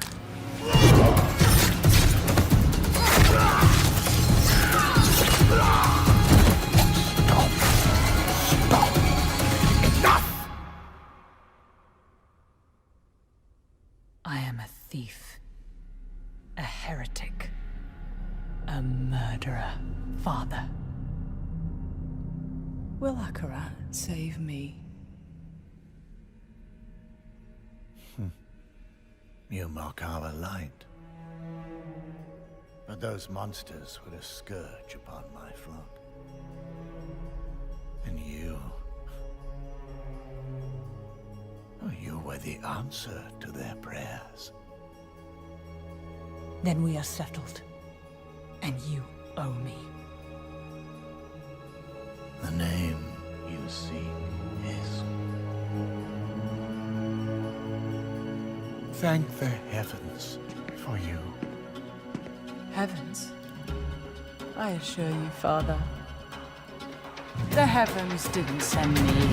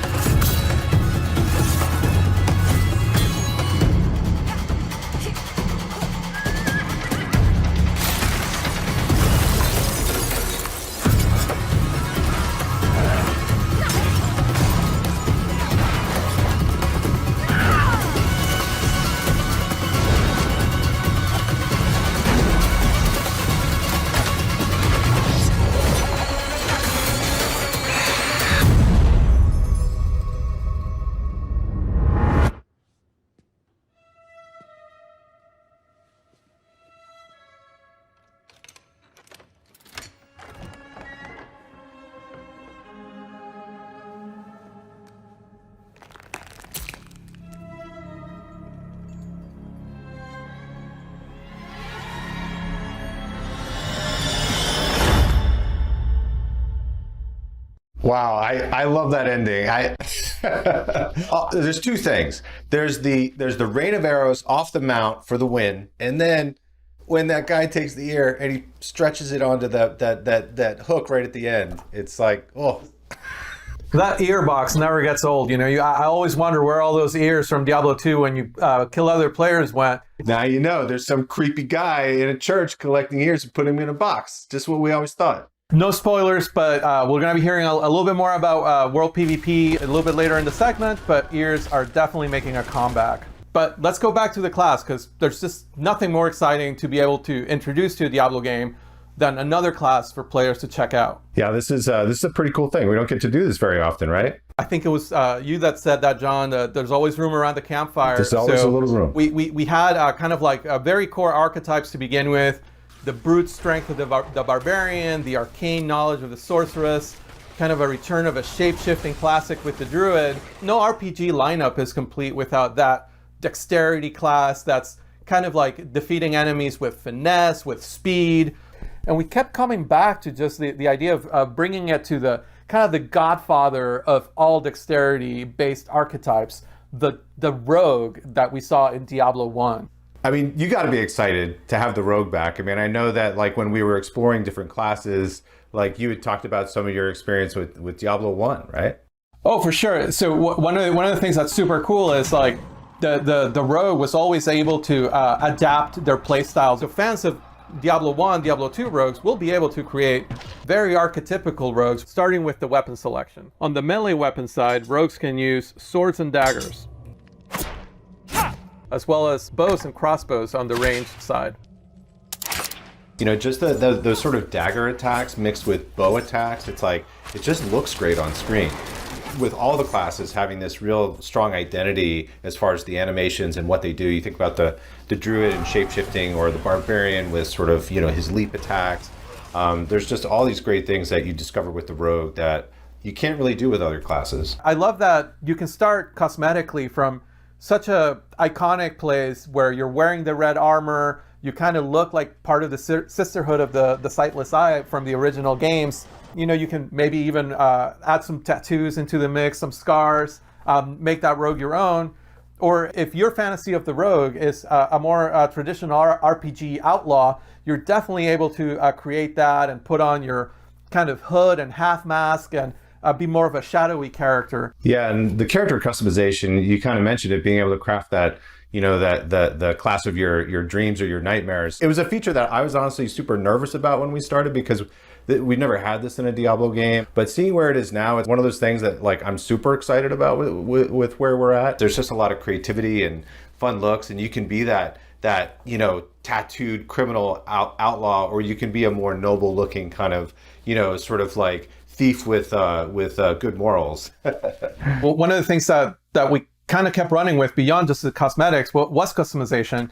We had this niche to fill in the class lineup that spoke to the finesse player, to the dexterity player, and just that everyone's idea of what that could be was a little bit different, whether it leaned more on range or melee. But we took that a little bit of a step further. We really wanted to have each class in our game have that one thing that makes you go like, that's bullshit when you see a player use it, and then makes you want to re-roll that class, because no other class gets it. For the rogue, it's the class specialization. The 3 specializations are combo points, Shadow Realm, and exploit weakness. I like Shadow Realm because I take the problem and I make it smaller. I mean, it's just, I just pull 3 guys into the Shadow Realm and duke it out, and then I come back in, I'm like, all right, smaller problem. I love the idea of exploit weakness. The way it works is during some of the enemy attacks, players will see an icon flash over the enemy's head, during which time they will get to retaliate with much more damage than an ordinary attack.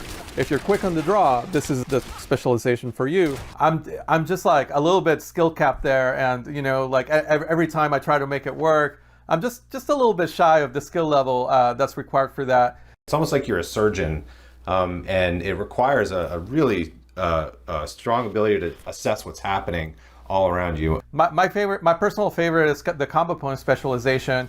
As you might expect, this ability lets you build multiple combo points, which enhance your spender's effectiveness in combat. It basically, you just like get into this rhythm of combat of like 3 builders to a spender, lets you build up to these big moments. It almost makes like a rhythm game out of combat, which I really enjoy. And the way the class specializations work is you will work with one of the world groups of rogues around the world in Sanctuary that you will find and do class-specific quests that no other class can do. Whether it's the Sisterhood of the Sightless Eye, the remnants of that order that you choose to work with, or the mercenaries of Kyrgyzstan, or the outlaw smugglers of the swamps of Hawazar, depending maybe on what speaks to your class fantasy, or depending on which specialization speaks to you or you find more powerful, you'll be able to complete that quest line and then activate that specialization, which then you can mix and match with any of the playstyles. So you could be a combo points, ranged, or melee player, but you could also be an exploit weakness, range, or melee, or hybrid player. It just gives the class such huge variety in builds and playstyles. I love how that ties into the open world aspect. The ability to go to Kyrgyzstan or Hawazar and get these special quests that only the rogue can get. That touches on one of the things that I love that we've done, which is like connecting the weapons and equipment to regions. When you're exploring the world and you pick up a sword in Kyrgyzstan, it's a scimitar, right? If you're up in Skazglan, which is up in the north, it's more of like a broadsword. It's this sort of like this, it's a subtle thing, but I think it really, different armors that you get in different regions look like they're from the place. And so giving that sense of place in the world is something that I every time I play the game, I feel it, I see it in just like subtle ways, and just really enhances the overall sense of immersion and experience. And I just want to see what's around the corner. The weapons are also like, going back all the way to Diablo 2, just such an integral part of the class, and the ability to augment your weapon through magic, through enhancements, is just something that really spoke to us when we try to tap into the core of the class. Going back to those mercenaries that you could hire, it was always kind of cool to see what kind of special arrow shot they would come with.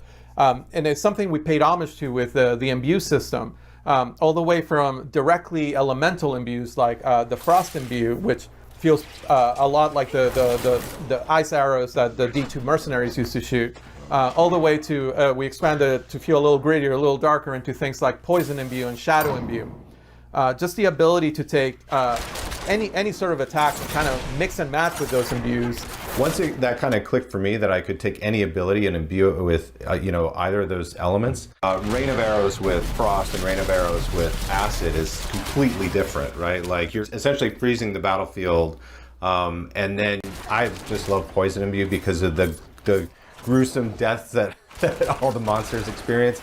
And we've had a ton of fun making that art, so it's always fun to kind of see just a field of goatmen melt into nothing. You just kill everything on the screen in a gory mess, which I never really gets old. It's a really flexible way to take a build that you're already comfortable with, that you already like. Say you're really comfortable with Flurry and Shadow Step as kind of your melee skills, and you find yourself needing more crowd control.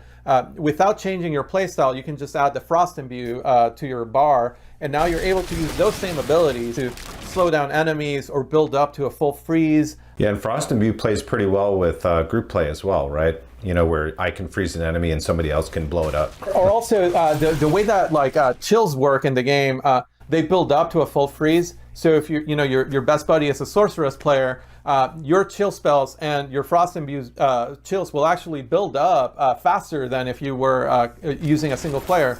So just ask to open with Blizzard before you Frost Imbue, and you'll basically be freezing enemies twice as fast, which is super awesome synergy. So the last thing that's worth spending some time talking about the rogue is like how mobile the class is, just how able the class is to kind of close the gap between themselves and the enemy.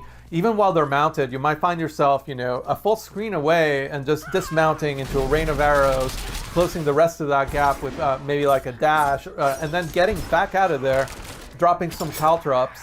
They can basically control the fluid motion of combat in a way that no other class can. That's something that beyond all of the other customization options that you have, whether it's the playstyle, whether it's the range at which you engage with enemies, whether it's the cosmetics, just the sheer mobility of the class lets you just adapt to the situations. Even when you would have totally been toast as another class, a room full of elites, you're able to use offensive abilities in creative ways. Abilities like shadow step, right? Like abilities like Shadow Realm, abilities like dash. So you're able to kind of like use them to your advantage in a way that gets you out of a very dangerous situation by picking that one lone skeleton archer that maybe is not surrounded by everything else. You can shadow step there, get out of the way, and live to fight another day, which just feels like such a rogue thing to do. When I play the rogue, I really do feel like surgical precision. I really feel like I can move through the whole screen without. It feels kind of effortless and almost sometimes a little unfair. It's like when I go into Shadow Realm and I'm dashing, I'm like, am I cheating? Did I just break the game? And we'll hear more about PvP in a little bit, but I just couldn't go without mentioning that some of our most feared PvP players on the team play rogue, and just the way they're able to like surprise you. You might be with a group of friends and just that mobility lets them go to the middle of the group, unleash a rain of arrows that's frost imbued, and before you know it, you're all frozen. And looking at a rogue while you're frozen, let me tell you, there are fewer scarier things in our game right now than that. So Luis, this was like the ultimate blog post. This has been a lot of fun getting to share a new addition to the campfire. And of course, there's probably going to be more in the future, right? We always say there's a little bit more room around that campfire. That's right. And that pretty much wraps it up for the Rogue. So why don't we go to Joe and Karina and learn a little bit more about those open world features that we promised. Well, thank you to Luis and John for introducing the Rogue, which I'm really excited that we finally got a chance to talk about and announce to the community. And we're here today to talk to you about Diablo 4 and the open world. Now, I think maybe the best way to start this conversation, Karina, would be just for me to ask you, like, what are you most excited about what we're adding in Diablo 4 for the open world? What feature, what mechanic, what are you most excited to talk about first? I am really excited about just exploring the world. I am a huge completist naturally, that's the way I play, and I love exploring and looking under every single nook and cranny. The more this game has been growing, particularly since last Blizzcon, the more fun I am having just riding around the open world on my mount and exploring everything I possibly can. Yeah, it's really fun, I think, now that we've kind of taken Sanctuary and just made it so much larger when you're playing through the game. When you compare it to like Diablo 3 or Diablo 2, there's tons of like exploration and movement throughout the world in those games, obviously. But now that we've really been able to embrace the open world concept, we can really dive much deeper into like how does Sanctuary actually all fit together, like be able to ride from Skazglen to the Fractured Peaks, like it's very, very interesting that way. One of the things about that I think is really neat is the collection aspect of mounts. So I mean, there's all these horse breeds and other mounts you can find throughout the world, from completing puzzles or just finding hidden locations or slaying certain particular kinds of monsters. Find various horses or things to customize your horse with, like horse armor. There are hoof plates you can get and trophies to show off your accomplishments. There's lots of different ways to make sure that you can personalize your mount, make it really feel like it's your companion. Yeah, and it's really cool that like you mentioned with the horseshoes, you get to actually change the speed at which your horse can run. And it's something I like, to be able to customize the horse to the type of gameplay that I like to enjoy as a player. And it's really, really fun. I like the amount of variety that you give us. And I mean, there's more to mounts than just that as well. So like one thing we know we didn't want to do with mounts in Diablo 4 is we didn't want to have like jousting, this idea of like fighting from horseback. It's not really the Diablo experience, right? Yeah, that's something I'm super excited for. Like we showed last BlizzCon, we had the sorceress, we showed her dismount skill Ice Dash, where she shoots forwards off her mount and destroys everything in her path. Well, with the rogue, we got to have a little bit more fun with it. And the animation department has done a fantastic job of having her leap up into the air and fire down like the rain of arrows that destroys everything. It's really, really cool. It feels really good. The idea of like leaping from your saddle and just raining arrows down on your enemies as you pass by, getting down the fray and then starting to like stab people and poison people, like that is spot on what we're looking for. Being able to jump in, engage with enemies from your horse, and then just fight it out, duke it out using your skills and everything else like we want. It's interesting that your mount can't get damaged, but if a monster actually attacks you while you're mounted, you will actually be forced to dismount. So there is a flip side of actually judging for yourself when you do want to use that skill in order to prevent you from being forced off unintentionally. Yeah, there's definitely a little bit of gameplay there to make sure that you're using it in a way that is most appropriate to help you get where you're trying to go, and also fight the monsters you want to fight. One of the things I'm most excited about for the open world right now is this feature we have called camps. So camps are basically these strongholds of evil out in the overworld. You got to remember that decades ago, during the events of Reaper of Souls, when Malthael rose to power, the Reapers killed like 9 out of 10 people throughout Sanctuary. Like a tremendous number of people passed away. Now there's a big power vacuum out here, decades later. And these monsters have started to move into these places. Bandits, monsters, goatmen, all kinds of different creatures, skeletons, the undead, have started to like resurface and come back into these areas and start to take them for themselves. You, as the hero of Sanctuary, get to kind of wander through these spaces and begin to reclaim them for the people of Sanctuary. That's part of what makes them really, really neat. Each of them have their own story, they're their own unique fixed place in the world. Unlike quests are something that happens randomly in the world and you can come across them anyway. Camps are a permanent fixture that you as the player, when you come across that evil, you can actually have a real impact on the open world that everyone else can see, because once you have defeated that evil, one of the really fun things is that you basically unlock that camp and you make a new waypoint that previously didn't exist for yourself, but like suddenly all the marketplaces open up and now you have a blacksmith vendor in a location that previously didn't exist, which I think is really, really cool. Now, what we're looking at here, this was a village, the village of Karayisu, which now has fallen to ruins. The people here in the Dry Steppes had a problem. The problem was there were bloodthirsty cannibals that dwelled nearby and would regularly raid their community. And the people had to come up with a solution. They weren't strong enough to defend themselves from these cannibals, so they made a dark bargain with a demon. And they were able to gather enough power to push these cannibals out and protect their community, but not without great cost, as we can see here. You're kind of helping resettle parts of Sanctuary in many ways when you take these camps back from the enemy. Vendors will come back, and now suddenly there might be like new quest givers, new stories that need to be told. Dungeon entrances can appear in some of these places afterwards. Like there's all kinds of things that occur after you take over the camp and liberate it from these forces of darkness. And again, it's just so cool to see you permanently change the world as you find these places and kind of wander through and solve these problems. One of the other neat things about camps, and in general, like the overworld, just broadly speaking, is we have so many more opportunities now to kind of play with movement. It pushes the bar vertically as well as horizontally, and we now have been playing around with the idea of jumping across chasms to allow the player to get access to a location that they previously didn't have. There's all kinds of areas where players like find their own path, allowing them extra movement options they haven't had in previous Diablo games. We are also in a vertical top-down camera for the environment, and so it really breaks up the plane that you typically see as, like, not only as a developer, as an animator, but also as a player. There's such a huge variety of things that you can possibly do to mix it up and make things a little bit different. There's like certain puzzle elements to it. That it's not so straightforward and not always obvious. So it's not just a matter of running through the world and getting, to your goal. It's you have to think about it. Yeah, definitely. Now, Karina, I know that you're very excited about PvP. I'm a huge fan of PvP. I love the first time that we all actually had a chance to, as a whole team, play PvP, because the amount of feedback that generated, I think it took design like 3 days to go through it all. And what that showed me is that I find everyone they either love it or they hate it. And I personally love it. I really enjoy it. So the way that PvP works is that the hatred of Mephisto has been bubbling up from hell and has created these areas in the open world that you can freely walk into that kind of consumes you and makes you turn against your fellow players. PvP, even in these areas, these fields of hatred, right?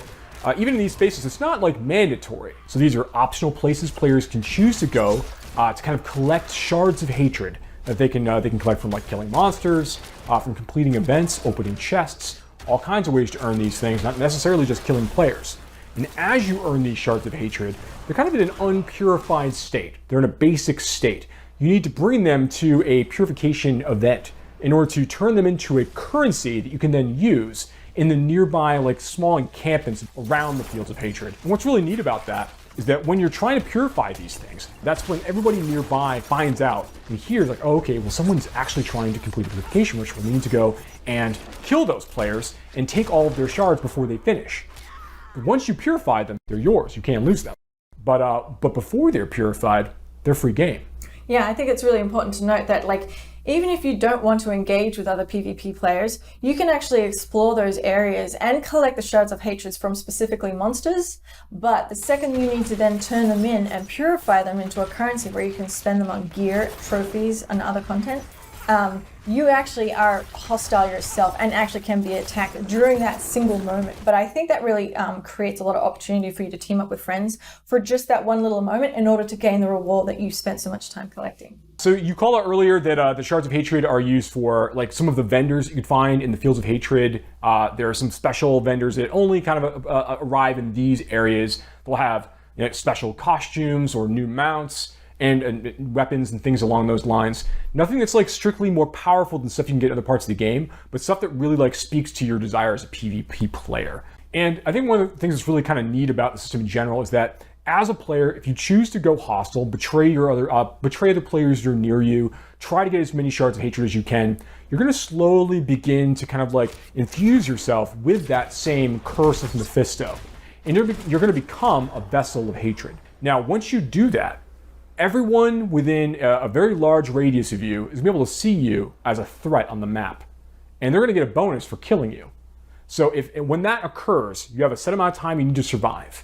And if you're able to do that without running away or jumping in a town portal and trying to escape, if you're able to do that and finish that period and manage to escape or defeat your people who are coming to try to destroy you, you're going to get a really big bonus at the end.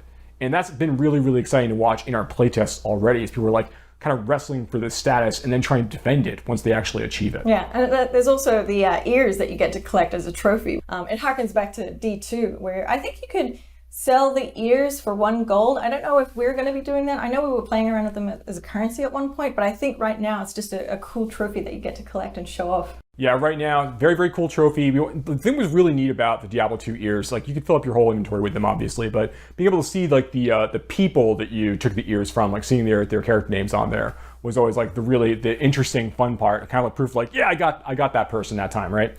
So we want to make sure that we embrace that aspect of it. That's the important part for us. I think that's going to be a really, really great callback to Diablo 2 PvP. Right, yeah. So I love where PvP is going, and I love that it is such it's only one part of how large and open the world is, and really harkens back to the adventurer in me when I play the game. How do you feel? I'm super excited as well. I mean, there's so much to look forward to in Diablo 4 right now. Like what we talked about today just scratches the surface. In general, as a Diablo fan, there's a lot to be looking forward to in the franchise in the future. Thank you so much for watching today. We look forward to speaking to you more about this game and others in the future.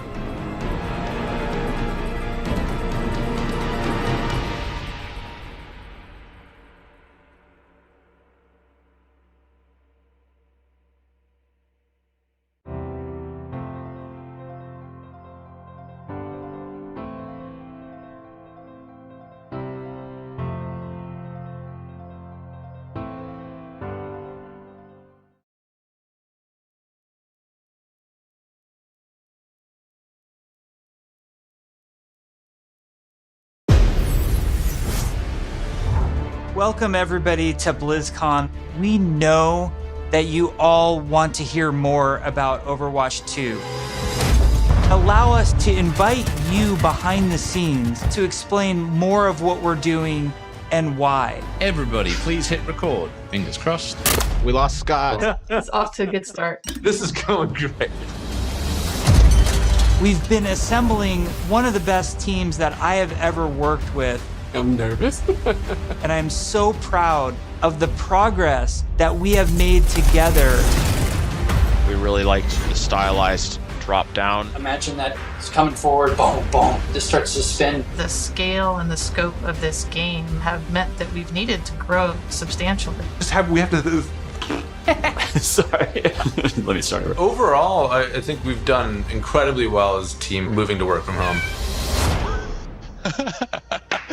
Oh, shadow play. There have definitely been challenges, but the team is really putting everything we've got behind this game. To me, it's the next big step in the Overwatch universe. New heroes, game modes, major story beats. with competitive and PvE. I see Overwatch 2 as the Overwatch for all of my friends. You know, we're always inspired by what story and franchise development does with the animated shorts.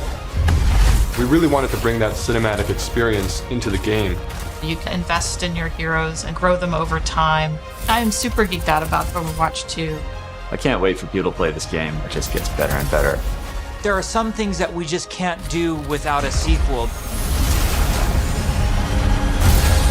So thank you so much for your patience so far, and I hope you enjoy this behind-the-scenes look at Overwatch 2.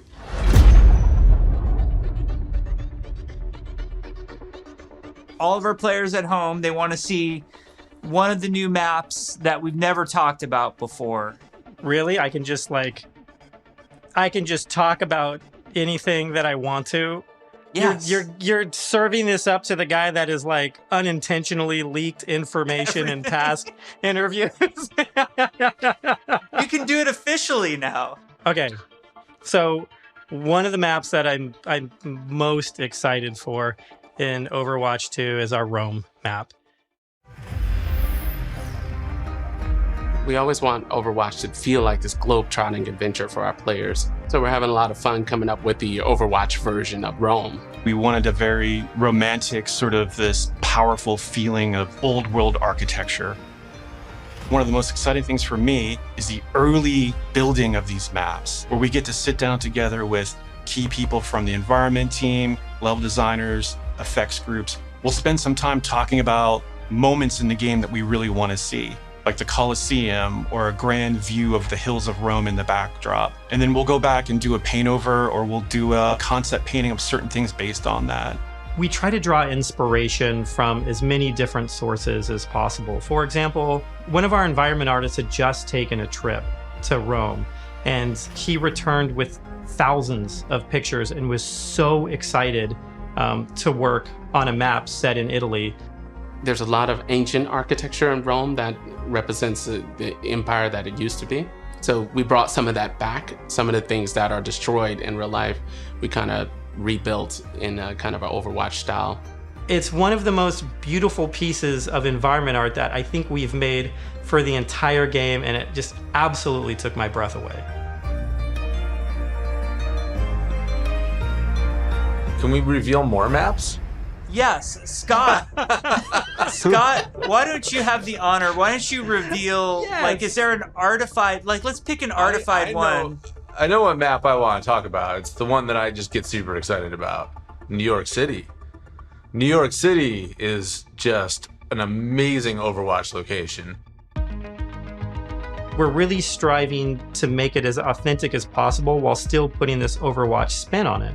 There's a lot of amazing buildings and architecture pieces that just, especially for artists, stands out a lot. And they usually use this kind of Art Deco style from the 1920s, 1950s. We started in an area that's a little bit like the Village. There's some smaller shops there. There's a fire station, little pizza places and things that people that are familiar with New York City will either recognize or maybe see the reference that we're trying to make with some of our different locations. It feels like something you haven't seen in other games before because it's uniquely Overwatch. Well, we should move on. Otherwise, we just have to reveal more maps. So we were talking about PvP, and you know, one thing that I think is really interesting about PvP in Overwatch 2 is some of the philosophical changes we're making to the approach. PvP feels different and new. We're upgrading our combat feel. The roles are playing differently. When it comes to all new maps, it's a pretty big departure from where we are on live right now. So I can't wait to see where we end up with it by the time we launch this thing.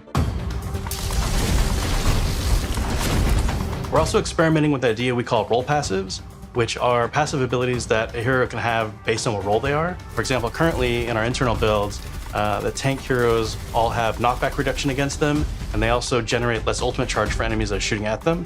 Damage dealing heroes have a movement speed bonus, which is great for flanking around the map. And healing heroes, support heroes have automatic healing that kicks in after they haven't taken damage for a while, very similar to Mercy's passive, but a little bit of a lower rate. One of the more shocking changes that we've been exploring in Overwatch 2 PvP is a change to the tank role entirely. That's applied to all of the tanks. We want to try to make them more toe-to-toe brawlers and less characters that just stand back and protect other people. So for example, for Reinhardt, we've given him 2 charges of Fire Strike, so he can throw Fire Strikes a lot more aggressively and more often.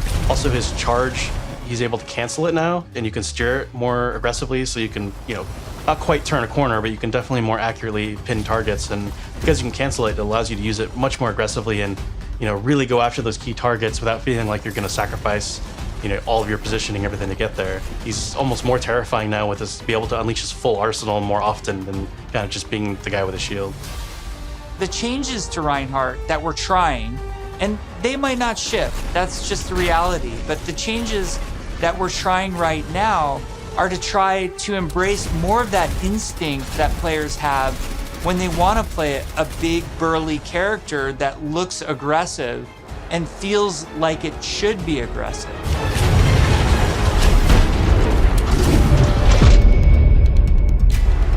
Shortly after BlizzCon, we spun up this group, our combat field group, to really just work on what happens when a player holds the trigger. We're putting a ton of effort into looking at all of our characters and trying to give them even a more visceral weapon feel. From sound to VFX to animation to the design of these units, all new sounds for a lot of our weapons in the game, and a whole new sound system that's driving it. And we didn't just level up a unit, we leveled up the rest of the game. When we first started working on Overwatch, we spent quite a bit of time working on gunfire sounds and just general combat feel to make it feel really awesome. We're revisiting pretty much everything, nothing's off the table, so we're looking at even kind of small things such as quick melee attacks that every hero has. So they have kind of new audio pass and a new kind of feel and visual effect when you hit things. One of the bigger efforts we're undertaking for Overwatch 2 is what we're calling our Weapon 2.0 Sound Pass. What this is a big overhaul to the weapon systems in the game. That means the way the gun feels in your hands. You could feel the ammo running out as you're getting lower on the clip. We've really tried to amplify those sounds to better encapsulate the gameplay and the gunplay that comes with Overwatch 2. Another key for the weapons was getting them to feel like they're in the environment. This meant working with convolution reverb. It's a new system that we've implemented into Overwatch. It's a way that we can capture the acoustics of an environment and transport it onto the sounds that we're using. So we went and captured tales of guns in different environments through our weapon shoots.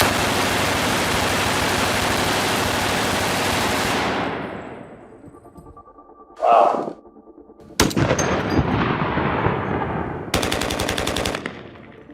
And then we've cut them and applied it so that we can support a lot more environments. Now we're supporting outdoor, urban outdoor, warehouse tales, tight tunnels, small rooms, and it gives a lot more presence to the weapons and the way that they react in the world. The shooter genre has evolved a lot since Overwatch 1 came out. On top of that, I think we really want to push the visceral nature of how we do combat. So we focused a lot, not just on the wonderful sound effects, but also with how the gun moves as you shoot. So you can really feel every single shot leaving the chamber. And there's a lot of subtle little tweaks we have to do on the gameplay engineering side to make that feel really visceral. Everything from making sure that the camera shakes are crisp, making sure that if you get shot, you know exactly these tight indicators show up on the outside of your reticle. All these things play into making the game feel not just tight and responsive, but also modern and up to date. Take 76, for example. What we wanted to do in Overwatch 2 with his weapon was make it really feel incredibly powerful, and that happens with a bunch of different elements that mix together. But it really feels like the gun is almost just outside of your control. A lot of that comes down to this camera shake technology, where every time you fire the weapon, you want to feel like it's running through your entire body, and the camera shake gives that extra bite to every single shot out of the chamber. It makes him feel really great. You guys got a sneak peek of Sojourn from last BlizzCon. She's been under development for quite a while, and she's actually quickly at this point become a lot of people's favorites in-house.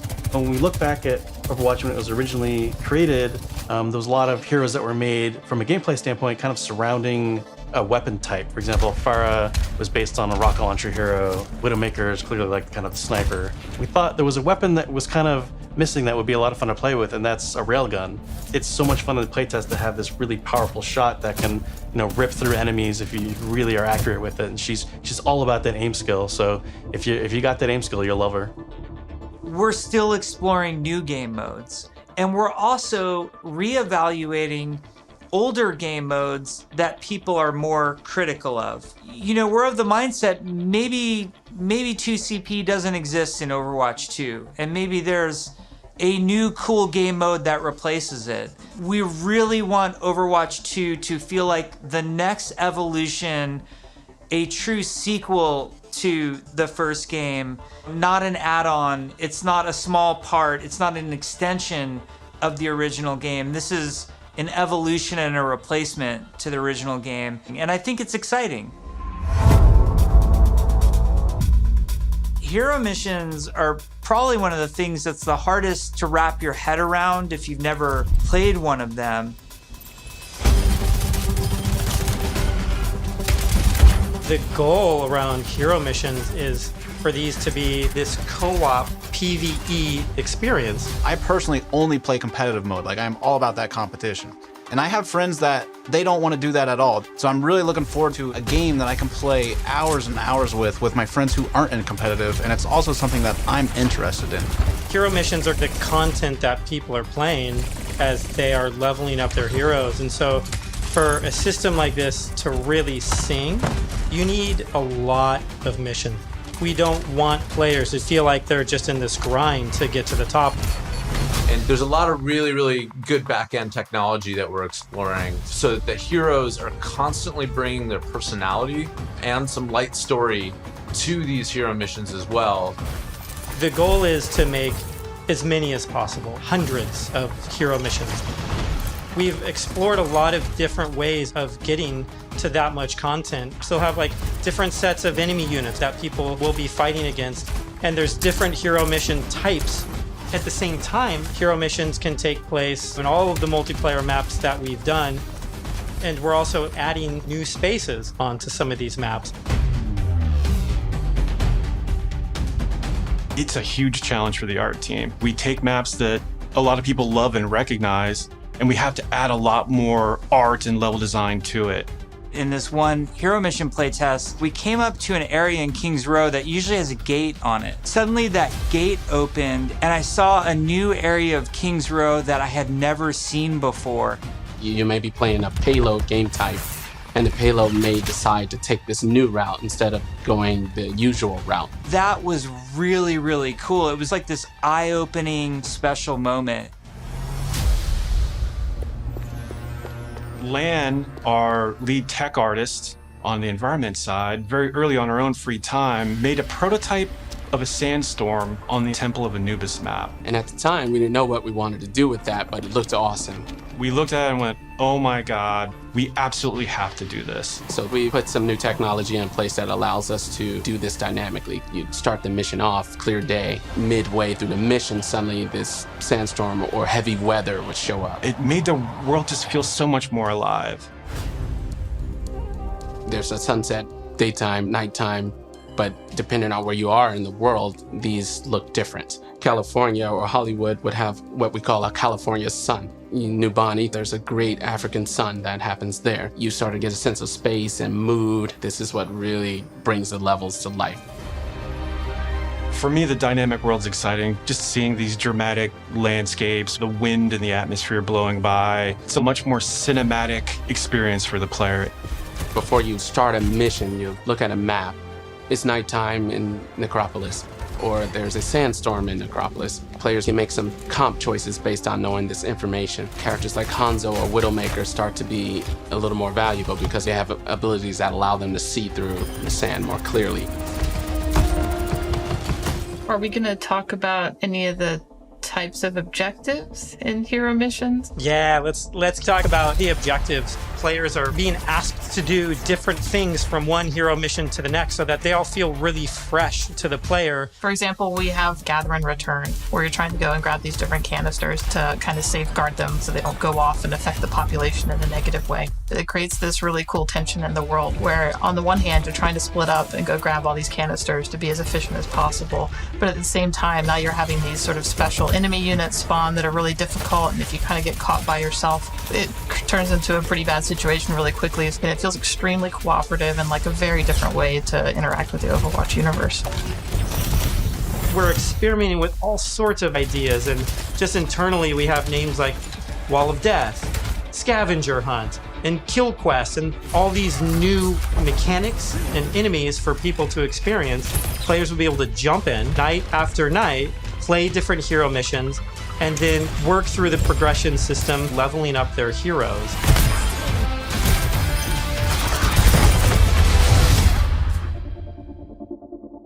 At BlizzCon in 2019, we started to talk about progression, and we showed the very early version of our talent system, which I think was really cool. We had that one talent where like Meg became the rolling snowball, which was a big hit. We've really blown that system out. I'm real excited about talents. You can play the same hero in so many different ways. Now with the skill tree, you can have fun every night doing different things and kind of experimenting. Yeah, the talent system is like really deep and rich, and every single hero has different trees. You might open up 76's tree, and as you're leveling and picking new talents, you're starting to feel your hero change. We've had some pretty hilarious versions of the healing one where his biotic field travels with him. It also repulses enemies. We called it the snowplow build, where 76 is like running through spaces, pushing enemies away from them. Designing these is super fun because it's like we get to break all the rules that we've sort of established for ourselves, and we get to really take the gloves off and do crazy things like Junkrat can dual wield grenade launchers, and we've had Mercy be able to area effect res their whole team at once at super long range through walls. It's been a ton of fun, kind of like mad scientists making all this stuff. You're all used to using these kind of kinetic weapons like Soldier 76's rifle or fire attack like what Reinhardt's Flame Strike does. As soon as you start to mutate these things with talents, all of a sudden maybe you're doing freeze damage or electrical damage. But it gives the animators a bunch of crazy opportunities. You know, the animations are going to change to show them freezing and shattering. And if you shock someone with a lightning attack, they can shake in place and stun, maybe chain to other enemies. All sorts of stuff to make you feel like you're controlling the battlefield in novel ways. As a huge RPG nerd myself, the first time I opened up the talent tree systems, it was like, oh my gosh, this is speaking my love language. Like, I just want to plan, and I want to see like where do I want to invest, and how am I going to play this character? Yes, it's so great. And you start at the bottom of the tree. Like, yes, oh my, exactly. Like Tracer gets to do what? Yeah. And then you start working and kind of planning how you're going to get down there. It's like, it's so fun.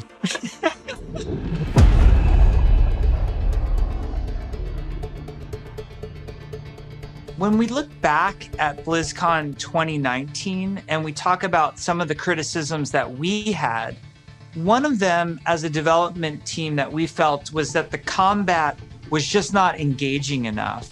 So the fact that our combat wasn't highly engaging to us as players meant that we had a problem with the enemy units and that they just weren't feeling interesting enough. Just because we show something to the public, it doesn't mean that that is what it's going to be. If we make discoveries where things aren't working how we want, they're not reading how we want, they're not fun enough, we're totally down to reinvestigate, reiterate, and just really find ways to level kind of all aspects of things until they feel good.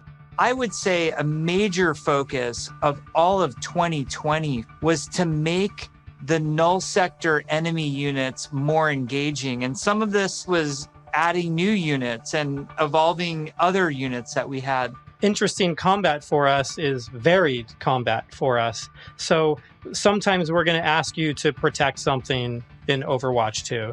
Sometimes we're just going to ask you to get someplace. Sometimes we might ask you to escort something across a map while it's being attacked. And so it's a different type of spawning, and it's a different type of units that are in there, and it's a simpler objective. There's a lot of units Aaron is talking about. Lots of different units, lots of different types. They serve different purposes. You do different things to them. It's really going to help a lot of us find the fun and make sure that Overwatch 2 is a blast. One of those sets of enemies is what we internally call objective units. And they're typically units that don't even attack players. The simplest version would be something like the Breacher. It's two legs with this huge bomb on its back.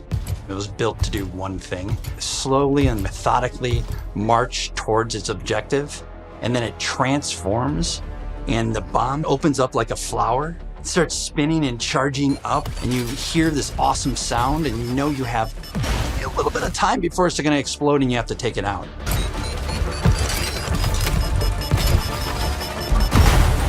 We have units like the slicers, which you guys have seen before. They're little, we call them the chickens. They're little chickens sometimes. They run really fast. You know, we have a guy we're experimenting with right now who flies and drops these bombs that create these kind of ever-expanding smoke fields that you have to escape from, but because they're super deadly. So you really get to use your mobility options to kind of escape that. There's things like the Polar. You could be moving through these darker alleys, and as soon as you hear that Polar spawn, it suddenly becomes like really spooky and kind of scary.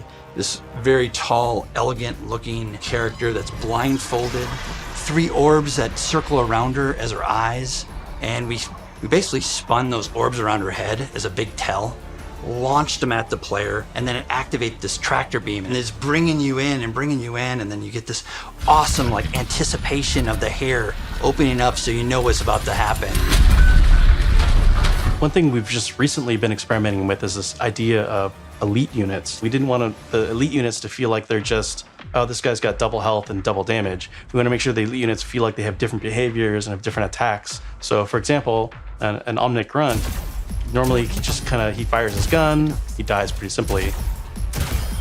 If you fight elite grunts, his weapon fires in a burst fire pattern. It's very deadly if you're close. And if you manage to take them out, they don't just die right away. They instead can crawl on the ground towards you, and you're trying to back away because if they get to you, they can explode. Artillery at BlizzCon, we're all just staring at this, and we're like, what are we gonna do to level this up?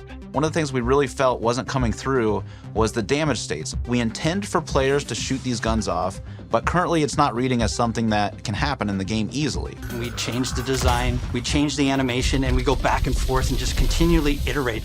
We decided, hey, you know what? We're gonna just delete half of these damage states, so now it's super readable. From an animation standpoint, we decided on spinning barrel version. Just did this really nice kickback. The tip of the barrel opens up when it's about to fire and shifts into place, and boom! It's really amazing to be fighting an artillery unit, and you can see the guns on the side, and as you're shooting the guns, they're actually visibly taking damage, and then you can blow them off and it reacts and kind of stumbles to the side, and it really makes you feel like you're there, and it's super fun. In a lot of the stuff we've showed so far, you're fighting null sector. These are evil killing machines intent on marching you down. The way you're going to stop them is by shooting them, and we want to make sure that feels responsive and visceral. Really making sure that when they take a hit, it feels like their whole body has been punched, almost like hit by a truck. That's what really sells this fantasy that you're playing these superheroes. One of the cool pieces of technology that we created was what we call chain hit reactions. Oftentimes you'll find null sector bunched up, marching maybe a half a dozen units abreast. You expect if you shoot one, they're gonna knock into their buddies. So we make that happen. Turns out it's really fun too.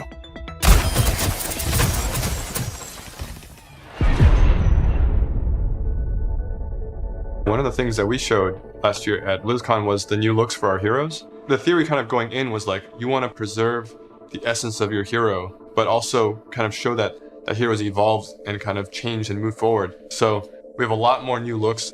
So I'm excited to see how players and fans react to all of the ones that we've done so far. Maybe we'll share some of those new looks today, which would be cool. We're going to reveal McCree's new look for Overwatch 2 as well as Pharah. And we're really excited to show off some of our first villains with Reaper and Widowmaker. But first, I wanted to talk a little bit about technical wear, kind of like technical clothing.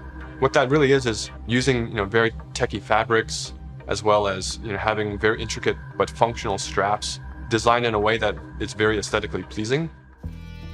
With McCree, we took a couple of different approaches. He's got this classic cowboy look that it's really hard to mess with, because if you try to make him too sophisticated or too techy, it might not feel right for the character. But as a concept artist, you always want to change things around and try different shapes and silhouettes. So we did identify as Red Serape as the main thing for McCree. We also tried a couple different things with McCree's cowboy hat. We didn't really want to mess with that too much because that's a very iconic part of him. So that's another piece that we kept. We tried some retro cowboy looks that mixed in some tech here and there. Some that were a little bit more techy than others, some that were a little bit more classic cowboy. We gave him a little bit of a longer beard, and it really gives him a nice kind of like a more aged look. What's different about Farah than some of our other heroes is Farah's completely covered in armor. We didn't want to change her silhouette too much. It was more about experimenting on different colors. So it felt really appropriate for her to be the one to harken back to those original Overwatch colors of white and blue. One of the things that we wanted to update on Farah was her visor. Instead of being completely opaque and reflective, we tried a little bit more of a transparent approach, and being able to see through it a little bit now allows us to see some more of her emotions. Reaper was actually the ones I was very excited to work on because I could see a lot of potential in how we can integrate his cloak and his cowl and his armor and how we can make all those shapes really sing within that classic, Reaper silhouette. We tried a couple takes with the first pass, like completely silver arms, more layers to his jacket. Reaper's mask is obviously pretty sacred to us, but the thing you'll notice immediately is that it's now completely silver. Instead of the bone white, he's got this like almost like deadly edgy silver that just gives him that classic Reaper look. With Widowmaker, we started with the idea stage, exploring a breadth of ideas. We tried things like a more insectoid approach, treasure hunter. One of them made her feel like a classic Bond villain, so we kind of steered it back towards one of the more cyberpunk looking ones, almost like a futuristic femme fatale, which is basically what Widowmaker is, but she even feels more upgraded. So I'm super glad that we went down this route. We played with different hairstyles too. Widowmaker has the really long ponytail that's really a key part of her look. And we really liked the hairstyle on one of the designs that was more of a braid, and it was really interesting look that also preserves Widowmaker's original silhouette with that long ponytail. We've been working a lot with our domino engine and making our cloth look better. Now that we have this cloth tech, we're going to be able to make some really cool, unique silhouettes that will help them stand out from other heroes. We put a lot of time and effort into our face rig, and what I mean by that is we're gonna be able to get really close to these characters, and it's gonna feel really cool. It is absolutely worth the time and the effort to invest in the technology, and that way we can make these characters do more things that we haven't really been able to do before. It's been super exciting working on the new looks for Overwatch 2, and it's just been so inspiring to watch the team try things that we've never tried before, and I just can't wait to show up more in the future. Overwatch 2 is probably the largest opportunity we've had since the inception of the franchise to really expand what Overwatch even means to our players. In 0 Hour, we saw that some of the heroes got back together, but we're also seeing that there seems to be a second huge Omnic uprising. We're gonna learn who's behind that uprising, why that's happening, how globally spread is it. The story and franchise development group, they were really the torchbearers of what the big story is that we were going to tell for this game. We have a lot of interaction with them. They're working on in-game cinematic intros and outros for every one of our story missions. It's been really great to see this collaboration grow and develop. The story is just a little more integrated into our missions than it ever really has been before. All the available heroes get dialogue for a given mission. We have NPCs, we have multiple hero choices. We have all sorts of events that are happening that are driving players to interact with each other or parts of the environment or other characters. The world of Overwatch is this bright, shiny future. So how do you take that bright, shiny future and create conflict in it? How dark can the world of Overwatch go? The different challenges that these characters are going to have to overcome in Overwatch 2 are things that they haven't ever dealt with before or dealt with on this scale. So what we had to do was literally strip it down to those bare bones of where are these characters in their lives. Overwatch has been disbanded, and now there's a situation where the world's in trouble again, and the world needs the heroes again, but they're not allowed to be doing what they were supposed to be doing. We started to book these off-site locations so we could brainstorm over and over different versions of what the Overwatch 2 story campaign could be. And we basically had these whiteboards that we were carting around everywhere. The room was filled with whiteboards, and we would just write every day story beats with the characters and who was doing what and where. And oh my gosh, we forgot this character. We had these giant sticky notes, and each one of them would be a mission with a bunch of notes on it. You know, somebody say, well, what if we moved Rio to the end? And they'd physically grab it off the wall and stick it on the end. And we did this for a while, you know, until we all felt that it was pretty close to what we wanted. Then we could send it to our writers' rooms. The writers' rooms then had a much clearer direction of where we wanted this process to go.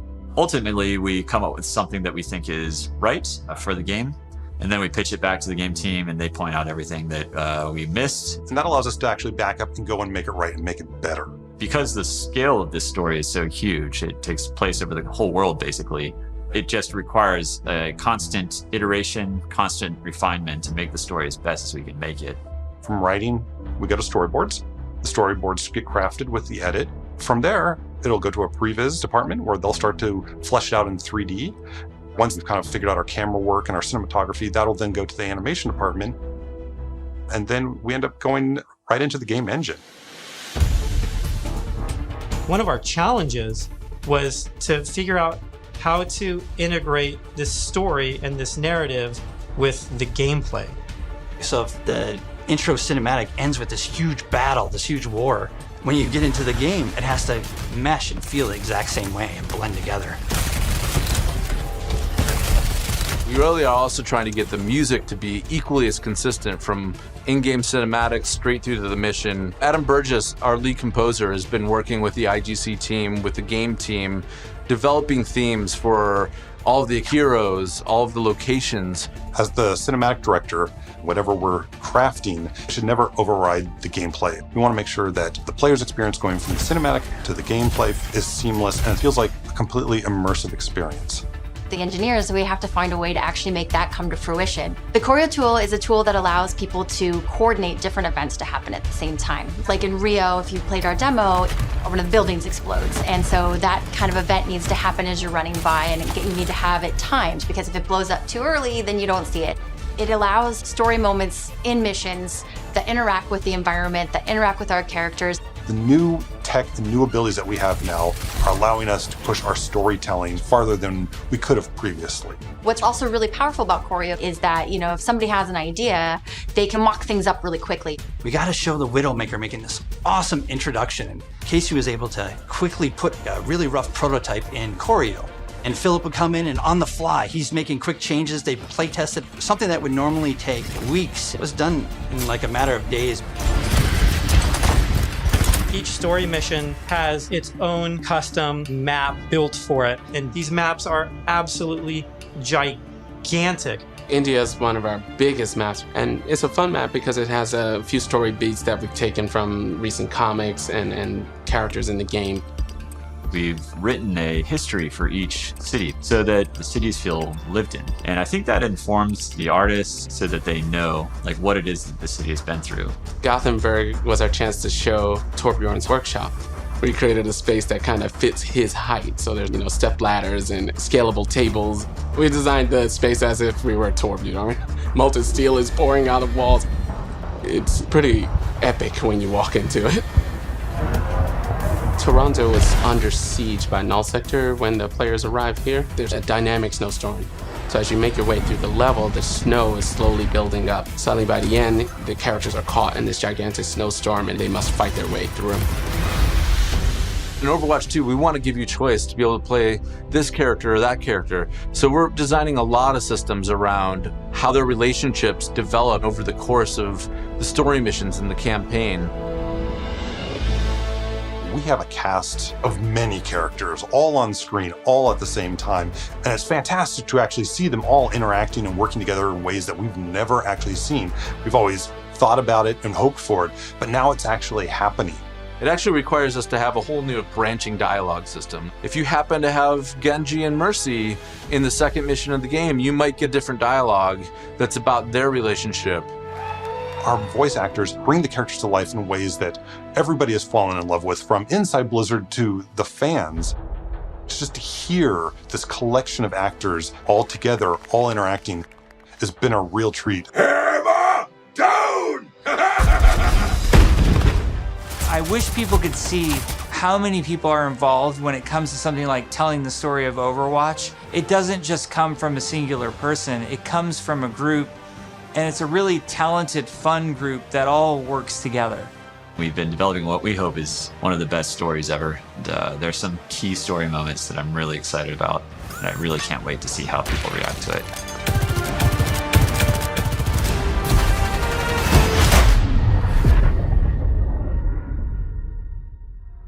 We've been talking about the game, about this universe. I know you all love it so much. Right now, we can sit down and have a night of Overwatch 2 and have it be a really fun experience. And I think we need some more time till we can say it's perfectly polished in the way that we want it. We've made such incredible strides since we first announced this and showed it to the community at Blizzcon in 2019. The thing that I'm most excited about is that moment when we hand the game over to the players. We want to create something that really moves people, really touches people. That's why we do it. We create the game because we want it to become part of your life and for you to experience it. For Overwatch 2, we're upping the bar. It's kind of 5 games in one. It's a huge undertaking. The new tech and the new aesthetics for the new looks bring you closer to the characters that you love, and we're just getting started. The fidelity of the gameplay experience is much richer. We are making cinematics that push the boundary of what we can do to tell stories. We want this dynamic world. We want things to feel alive. I'm really looking forward to being able to expand the world of Overwatch for our players. We're really trying to tell this epic story. In order to make a game great, it takes time, energy, collaboration. We have just an incredibly professional team of designers and artists and engineers. We just love bringing this world to you guys. So many cool characters. It's just a blast working on it. Our goal is for Overwatch 2 to be the worthy successor to the first game, to be the next evolution, and to be a true sequel. We have big plans, so thank you for sticking with us. We're gonna cross the finish line, and I know it's gonna be awesome. I hope people just end up loving playing it over and over. That's what we want to try and capture. I'm jumping in, I'm playing, let's go be heroes.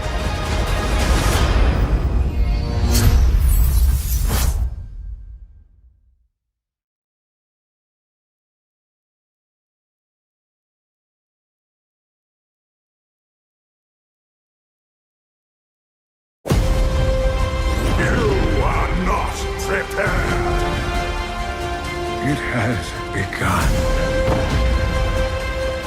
It's about time. Let's get you back in the fight. Today is a special day. We shall stand together. Are you with me?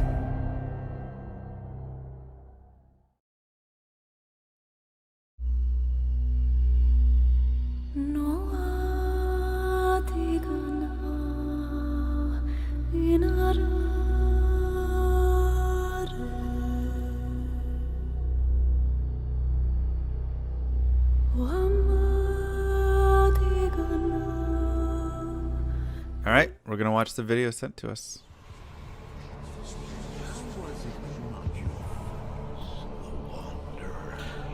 Now you know what I seek, Marius.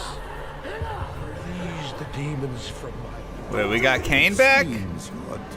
Oh, it's 2. It's 2. It's Diablo 2 remastered. It's Diablo 2 remastered. Come on. Lord of Come on. Show it to me.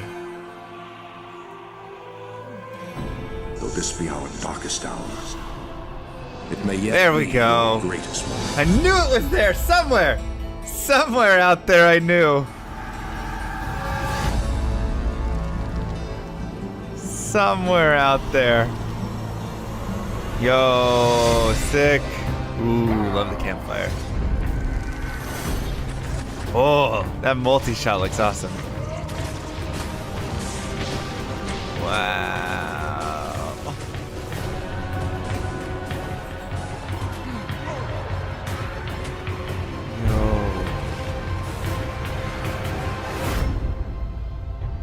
And console. Okay. All right. That'll be interesting. Oh, that leap attack was awesome. Oh, the Diablo fight is gorgeous. Not even death. Oh, resurrected. Let's go! Come on! So that was super exciting. I'm Mr. LMSC. I am a Twitch streamer. I have been playing Diablo 2 for 20 years, streaming it for 6 years. I probably have over 25,000 hours in this game and just absolutely love it. So seeing the remaster happen, I have to just, of course, ask a very first high-level question. Why the D2 remaster right now? Well, Diablo 2 is a very special game to Blizzard, as many of you well know, and Diablo 2 also had its 20th year anniversary. So with that, we really wanted to stay true to what that authentic experience was for Diablo 2 and bring it to the current audience and improve it for the existing audience and invite new people to experience it for the first time. It's also good learning opportunities too for us, especially when we're partnering up with Vicarious Visions now to work on a remaster projects like this together. So it's been a great partnership. We've actually worked with Blizzard for a while now, a couple years, even starting with some BattleNet integration type things. We just finished Tony Hawk Remaster. Before that, we did Crash Bandicoot Remaster, and it just seemed like a perfect match for us to work together. It was a shock to my system to first to come in and then see that it's a remaster trailer. Was not expecting that, but then to see the complete shift in the design and the art and everything. And I'd really love to hear more about how you came up with the process for how you want to remaster the look of it, right? How you wanted it to visually exist. And I'd love to bring in Chris Amaral to talk about some of that. Chris, can you discuss a little bit of the philosophy and the design decisions around this remaster? So luckily we had a ton of good inspiration from the original D2 art. Our primary focus is always nostalgia, right? We want to make sure we focus on getting this right. And deliver an authentic experience that players remembered from 20 years ago. Every choice we make with the art, with the models, with the environments should really ignite that nostalgia and then reinforce that emotional connection from the original game. But then we came up with a 70-30 visual guide. 70% is basically the classic. This is where we don't touch. We don't touch what works, right? We want to maintain those iconic shapes, colors, tones. Everything should be one-to-one and faithful to the original. We want things that feel authentic and preserve those original designs. With the 30% new, that's kind of where we're going to elevate that art. Every change we make should really signify that step forward visually. I also noticed that the game was 3D, and can you talk a little bit about the discussion or how you moved and some challenges moving from 2D to 3D? Well, I mean, evolving from a 2D sprite game, like a 2D image game, to a 3D is very challenging. We basically had to write a complete new PBR renderer, so a physically based renderer on top of the old game logic. It's difficult because you're dealing with models versus 2D sprites, where you have to basically write. You have dynamic lighting, you have dynamic VFX. A lot of that is an additional system that we have to work out on our end. So the follow-up to that question, I suppose, is I wasn't able to see any items when I was watching that trailer. Are all of the items also going to be remastered? All of the gems, all of every single piece of this? And what sorts of flavor did you decide to add to that artwork? So everything is being redone. So we remodeled everything because everything has to drop in the game. So you have your icon art, and then you have your 3D space art that flips, right? So we had to basically model everything. And as far as the inspiration, we actually were inspired by some original documentation that we found from Blizzard North, where there was a huge Word doc of where the original artists pulled inspiration from. So a lot of that was very historical landmarks, locations, and very very much real world referencing. So that was kind of where we kind of pulled our inspiration as well. We wanted that functional design that the original art had. Everything felt like it was believable, and that detail really does help to give it some realistic context and makes you feel more immersed in the game. Like, it makes you feel like you're part of this world when you can see every little buckle and strap. I remember when we went into the tavern and there was garlic hanging from a beam, and we're all like, what's the garlic? And you know, this is all full 3D everything. And then they're like, oh yeah, there was garlic in the old game. We go back and it's like 4 white sprites, and you're like, holy cow, yeah, garlic, and there's hams hanging and everything. So it was really cool to see it almost for the first time. And it's funny because original SD, like, it was made in all 3D. So we actually came across a bunch of screenshots that were a different camera. Like, it wasn't the isometric camera. It was like either marketing art or something else, or maybe just exploration. But there was shots of that garlic in the original art. You could never really see it in the pixel art, but it was there. And so it was telling that they were really trying to achieve something very grand with this art. I'm not gonna lie, I never knew that they had garlic hanging in there. I mean, maybe a couple white sprites. I thought they were maybe candles, or who knows? No clue. But that makes me excited to go look around now and just like explore all of the areas in the game, just to look at the new detailed art and see what was. Well, you see it now too, because also we have, the one new feature for the art, on the art side of things, is a zoom camera. So it'll help you get in there and look at all the details. Like, it was something that I really felt strongly that, like, a lot of ARPGs that come out now all have a zoom feature. So this will really get you up and close and personal with, like, your armor, your weapons, like everything, the runes. Another way to look at it too is our legacy toggle feature, where you can flip back between the old visuals of the game and our current visuals. It's not even just a simple art swap. It is really the old game running underneath, because, like Chris was mentioning, our new our graphics engine is running on top of the game, and is mimicking what is running underneath. It's still following all the same data and rules and timings of everything. So we are still being true to that 25 frames per second of what the game is underneath, but rendering it in a way that has more frames per second.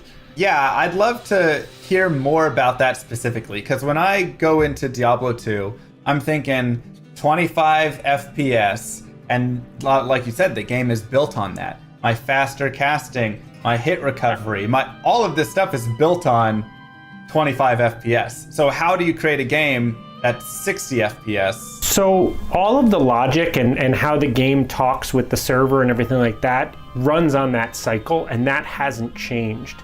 So we still have benchmarks in all of our content, say for animations of when a hit frame occurs, how long it can recover, and all of that. That all matches exactly. Now it can run at a faster frame rate, and so modern games run on time, not frames. So we've done that, but all of the logic still runs on those same things. So you can wait for your breaks to occur. All of those things still happen at the exact same. And that was through no small effort, but it's super important, right? Because even if you can't see it right away, you feel it when it's different. We've done that on lots of areas. So for example, the original game only had so many sprites to render your rotation. So you'd have your character and they're rendered out at so many angles, and the monsters even less. But you could actually walk at greater directions, right? You have, I think it was 64 different squares around you that you would path to, and you'd have feet sliding. We've increased that, so now there's more granularity. Obviously it's 3D, your character can run straight, but underneath the hood, I mean, this is a game made back when the inspiration was tabletop games, and so the game is a grid. So it still respects that grid, right? Like on the controller will still allow you to move small amounts because you push the stick a little bit, but it's still, you're either in a run state or a walk state, stamina is still a thing, you're still on a grid. Like all of that logic, once again, is all being driven by the old game. That hasn't changed. Rob was mentioning animation. Animation is also like, it was very challenging because you only had a few of the frame counts to make that animation. So it wasn't like a modern game where you have tons of different keys to make it very fluid animation. But we had to really like maintain that timing, that pace. The posing was a big focus for us too. We wanted to get those iconic poses for each character, and then just align that silhouette. So continuing the talk of visuals, I want to talk about characters, cosmetics, how they look. Because I know something that I love with Diablo 2 is just putting on, a scale mail, putting on a full plate mail, putting on a sacred armor, and seeing the character have the different change and all of that. But some things still don't reflect over in the color of it or whatnot, right? Some do, some don't. Is there going to be changes there, or is it just enhancing all of those visuals and making them just look even cooler? So our goal was to basically be one-to-one with parity with the original game. So we built every piece of armor that was in the original game and is now in the remastered version. The only difference we did is with the icon items. So we now we have a more connected visual with the icon and the item that drops in the game, where before you had different visuals. That's really the only thing we pushed on as far as modernization. Yeah, so shields or weapons, a lot of the unique items that you find in the game had special kind of icon arts, right? And that is something we're actually going to be showing on your character in the new visuals. That definitely excites me. I think that's something a lot of people would love to see, a lance guard and have the cool stuff actually on their character there. It will be the same model you see on those icons. Are we going to see remastering of the cinematics in the game? Yes. Yes, we are. Yep. The entire full 28 minutes or whatever is going to be all remastered with new high fidelity art. It's going to look amazing, by the way. So will the sound in those also be remastered, and any other sound in the game be remastered? All of the audio has been remastered, as well as we've added additional surround sound features. There's more ambient, there's more effects going on. It's just a richer experience if you want to play with your, full setup. However, we have to use that measured hand as well with audio. There's just a lot of very, very iconic sounds that we really couldn't change, right? Like if you put a skull into your inventory, that pop noise, don't change my skull sound. Exactly, right? So there are certain things you're gonna, you'll hear. For your footsteps running will have some variety. When the rain kicks in, it's going to have a lot more depth. When you go to the jungle, you'll hear a lot more life in those trees. But yeah, there's just some sounds we couldn't mess with, right? With Blizzard, when we're creating new games, one of our design philosophies is to what we call find the fun. And when we were looking at D2 again, we very much felt like the fun is still there. So it's actually one of our core pillars for Diablo 2 Resurrected specifically was to keep the fun and keep it at its core. And because of that, we're looking at it more as a remaster at that point, and what can we do based on what the community wants or what features naturally are necessary for making this game run on modern day systems and things like that. I think also we want to thank and appreciate the fan base, right? This is really a true nod to the original game. We want to preserve that game and the structure of that game as much as we can. And if we went with the remake, it would be a completely different game. So I think that was a reason why we chose this. Speaking, from my experience or from some of my community's experience and the discussions we've had, we definitely felt like with Diablo 2, a remaster just seemed like the way to go. Because there's so many, like you said, there's so many of those tiny details within the game that overall, when you add them up, create such a big part of the experience of the game. And remaking that into a new game could be a challenge, and could also be a challenge in keeping the fun of the game in that way. I kind of look at it a little bit like StarCraft Brood War, which also had a remaster, and how it's like a lot of the pathing bugs and the duds from the Reavers and all of these things in the game that were kind of awful are what make the game beautiful and what make the game super balanced. And if you were to go and remake it and remove some of those issues, it would change how the whole entire game plays. And so I felt like with Diablo 2, that's kind of the same idea, right? You got to keep some of those difficult details, because then it ends up creating the overall experience that we all know and love. Yeah, we also felt that for a game during its time back in 2000, based on limitations, or everyone was still looking at strategy guides or just limited internet, it led to that kind of typical game design you see, where there was a lot of mystery, discovery, So we felt like that was another part of part of keeping the fun, which was to maintain that discovery of the game as well. So speaking to maintaining and possibly changing, what are the pieces that did end up staying the same? Or if it's easier to explain the other way, what are the pieces that were really changed to bring this remaster to life? So at its core, we want it to still be the same. So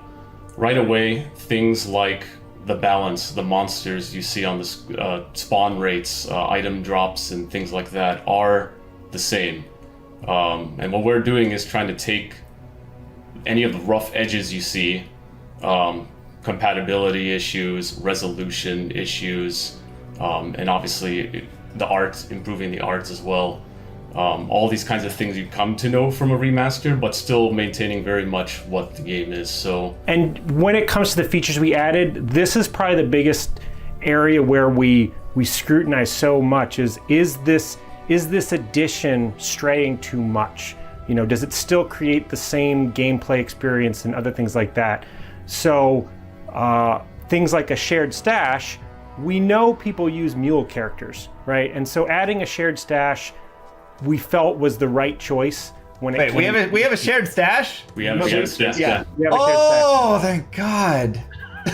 Now the way that the shared stash works is there are rules, right? You can't have your ladder characters mixing a stash with a non-ladder character, and you can have your offline characters, can't use your online. But for the most part, we're like, people do this anyway with a mule character, so it's okay to give them this feature. That is like the greatest feature that you could add, because there's nothing worse than opening up the game, going in, dropping all your GG items to mule them over because you've run out of space, and then not being able to log back in, or the game's not created, or it didn't perm in time, and losing all of your gear, or trying to find someone to help you transfer your gear over, because, oh my gosh, a shared stash is amazing. Thank you so much. That's such a help. Like I said, maintaining the core was a thing, but the other aspect of it was to see where we can improve, right? So the shared stash is one of them, because we saw it as a very common concern, especially around muling, which people had workarounds anyway, right? So that is one thing. Another example is we are reimagining the UI in the game. With a new reimagined UI, we're still trying to stay very faithful to what you come to expect. So you'll still have the classic globes on the HUD screen, the skill icons, the potion belts, and all that. But we are reorganizing a little bit. We're trying to integrate the menu buttons and the stamina bars closer together within the HUD, so it's built a little bit cleaner. And naturally with reimagining a UI, we have some liberties to add a few things. So going back to the information I was talking about, a big thing we're doing on the character screen is we're adding an advanced stats screen as well. So we're going to be showing you all the information you get from items as well. So you don't have to do that kind of math with like looking at each of your items and calculating how much magic find you have, for example. It'll all be like summarized right there for you. Something that we've seen already in a lot of mods where they've gone ahead and taken that information and created a little screen. So that's really nice to see that you guys are implementing that as well. Because I don't think anybody likes sitting down and counting up the magic find of every specific item, and all of their charms and all of everything to figure out what is the number, how much do I have. We've also added auto gold, so you can opt in. It is a feature you can turn off, which is one of the things we have to be careful of. A handful of other things where we're like, if you want this, you can turn it on, but you can also keep it off. This was actually something that we started looking into when we were adding controller support. There's a lot of paths that we could have taken with controller support, obviously for controllers on console, which we're coming out on, but allowing just plug a controller in for accessibility reasons, for that might be the way you want to play. But it's a PC first experience. Like, for example, there's still an inventory grid, there's still inventory Tetris. That's core to what Diablo 2 is, right? Taking that away, it starts to become something different. And I love that. I think that's the perfect way to really introduce it, because you're going to have that split in the community. You're going to have half the people who say, just give me auto gold. It's 2020. I don't want to worry about having to pick up every individual gold stack. But then you're going to have the opposite side of purists who go, don't touch this. Like, that completely changes my game experience. And, you know, if I'm speedrunning through the game or playing through whatever, I want to be able to go over and pick up the gold stacks and take that time, and that's more a part of the Diablo 2 experience for me. I want to jump back to features in a second, but before we do, you just brought up console play, and I feel like we have to jump into console, the decision for console, and how you're gonna make that work. You already talked a little bit about like auto gold, having that to be a little more accessible, but when I think of Diablo 2, I think of a mouse going and clicking everywhere and how does this work on a console? To say it wasn't a challenge would be a bold lie. So there's a couple things. For the most part, the game thinks you're still using a keyboard and mouse with a controller. That was almost a rule we kept, that helped keep us on the rails, because we didn't want to be sacrificing once again that authentic experience. But we did want to make it more accessible, bring it to a modern audience. I mean, there are people who were born after this game came out that we want them to enjoy it and play it. And a lot of those people are used to, just more modern titles that could use a controller. Also, from an accessibility of just allowing you to plug in a controller helps for many other people to get to enjoy the game. The biggest thing I think that the two big things we'll say. One is you're changing the way you play the game from being kind of an eye in the sky and telling your hero what to do by clicking on areas to actually being your character and directing them. So pathfinding is gone, right? Because you're doing the pathfinding and things like that, which creates some very interesting things. For example, the sorceress's teleport is meant to teleport to wherever you click. So in that area, when you're playing on the console, we will have a kind of a default distance that you will teleport to. Whereas on the PC, you can click wherever you want. Same with Barbarian's Leap, although that one's interesting because it levels, but it's become a very, very fun challenge. Like, I'm a necromancer and I need to target an item on the ground that has a certain keyword. It's working so far, but you guys will be the ultimate judge of that. Yeah, we've had a lot of talks back and forth, play testing and things like that. A big challenge we had too was categorizing, all those 300 character skills to see how each of them really play, to see what challenges there were. And yeah, like Rob mentions, the Necromancer Iron Golem is a favorite of ours to continuously talk about because of the various ways it can target.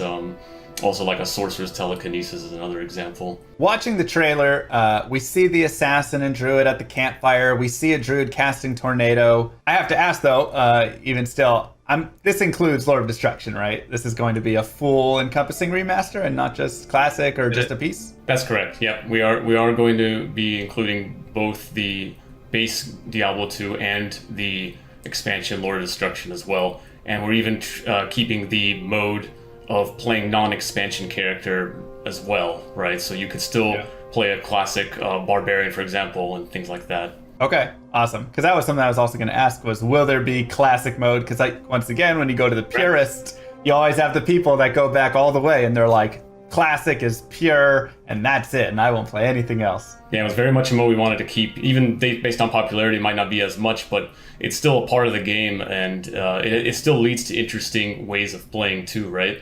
A lot of it's even data driven too, so like a lot of the reasons to keep it were pretty clear to us. Like, let's make sure we're not taking something away from this remaster. I'd love to go ahead and start talking about some of the other features, or continue talking about some of the other features that you had mentioned before, because hearing each of these already has gotten me so excited for this game. And so what are some other little things that you felt could be changed, wouldn't change the whole flow of the game, but just improve it a little bit? One thing we're looking into is making it easier to interact with your stash. So having quick keys to move to your stash is one thing versus like dragging the mouse to every time you want to move something to your stash. Other things we're looking at as well are like an item comparison tooltip. So in case you're looking at some other item, you can hold shift or whatever controller button is mapped, and then you can see what equipped items you have just for quick glances, things like that. The item comparison is a great example of us adding it, but added it with a measured hand. So we don't suggest any gear for anybody. the gear in Diablo 2 is so quirky and different, and every class can use everything, that us recommending things like that actually was more confusing to people. So you hold shift and it's like, here's what you got equipped, here's what it is. I think that's the great way to do it with Diablo 2, because I agree. I mean, I think that's one of the best parts about Diablo 2. The items are so fantastic, so unique in their own design, that it would be near impossible to have a tooltip that could actually recommend one or the other, you know, because it's all so unique to every situation and character and skill build and everything. We added 5 more languages, so that's a feature to a lot of people who speak those other languages. The whole front end is pretty much modernized now, so your character is much bigger front and center right in the beginning, and you'll have a backdrop of whatever act you're in, so that's all been streamlined. You can still, play online or offline, but that flow has been improved. So what are your favorite changes that each of you have within the game so far? There's a lot of fun. It's fun to see a lot of the art come to life with our new visuals. So for me, one of the things I've been waiting for since first starting on this game was to see that character creation campfire scene come to life in our new arts. And I'm really happy to see how far it's progressed, and I love seeing that. It's just such an iconic moment. It's the first thing you really see in the game before you get started. And it's amazing. Can I say all the art? No, I'm just kidding.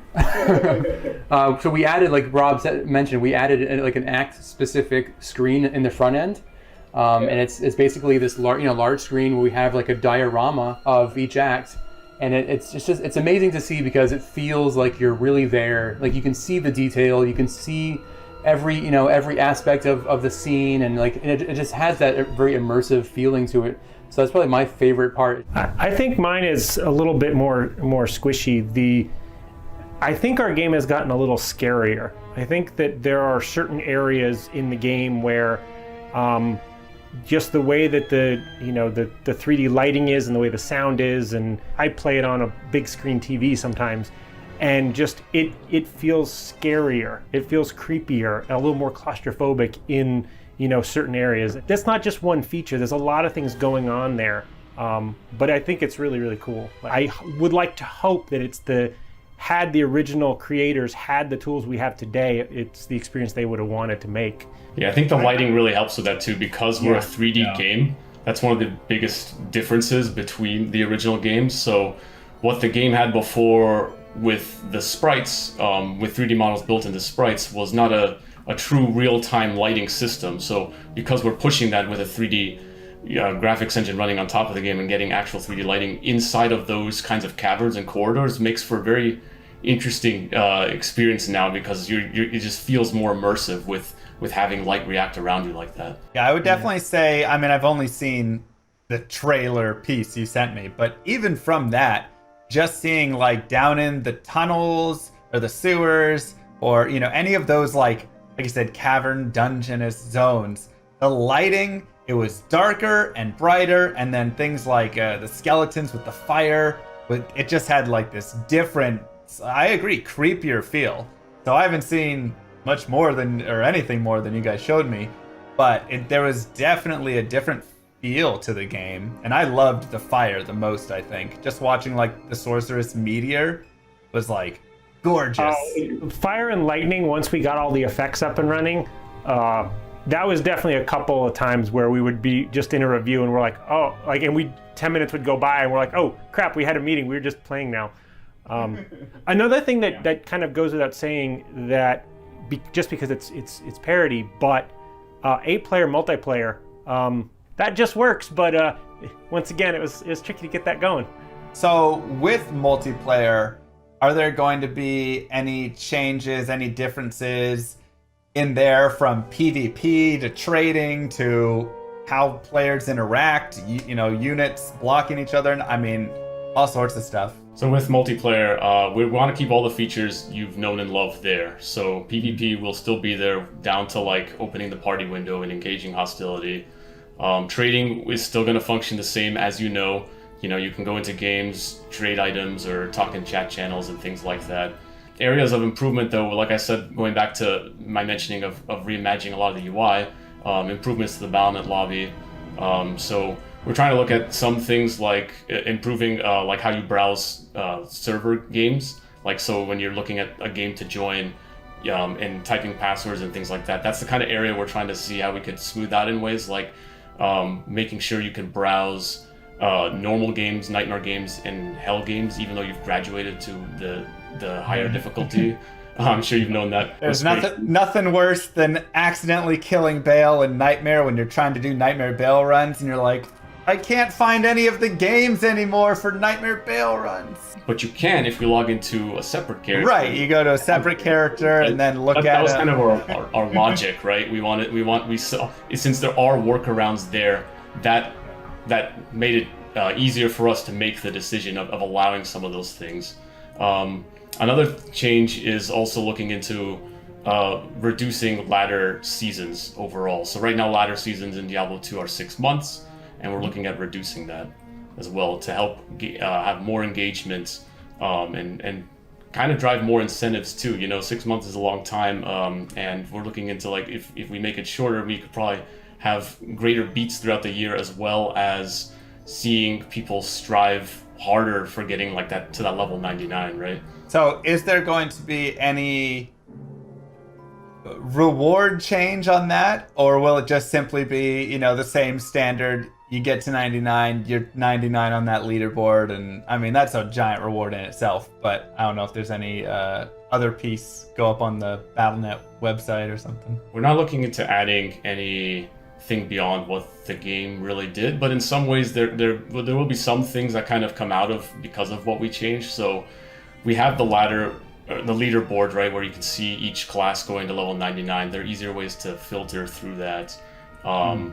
And we're also looking into saving that, right? So you can always look back to previous seasons as well. So in a way, we're creating that kind of legacy now that has kind of been dropped from the past. So that's one advantage, is your names could be there in the legacy if you look in the past. I mean, I think that would be cool enough. Just anything to keep it there as like a forever, like this was season 1, season 2, like that's when I got my 89. Because I know a lot of people like to go and reflect kind of on their old characters and pushes and stuff like that. Character expiration will not be a thing anymore, by the way.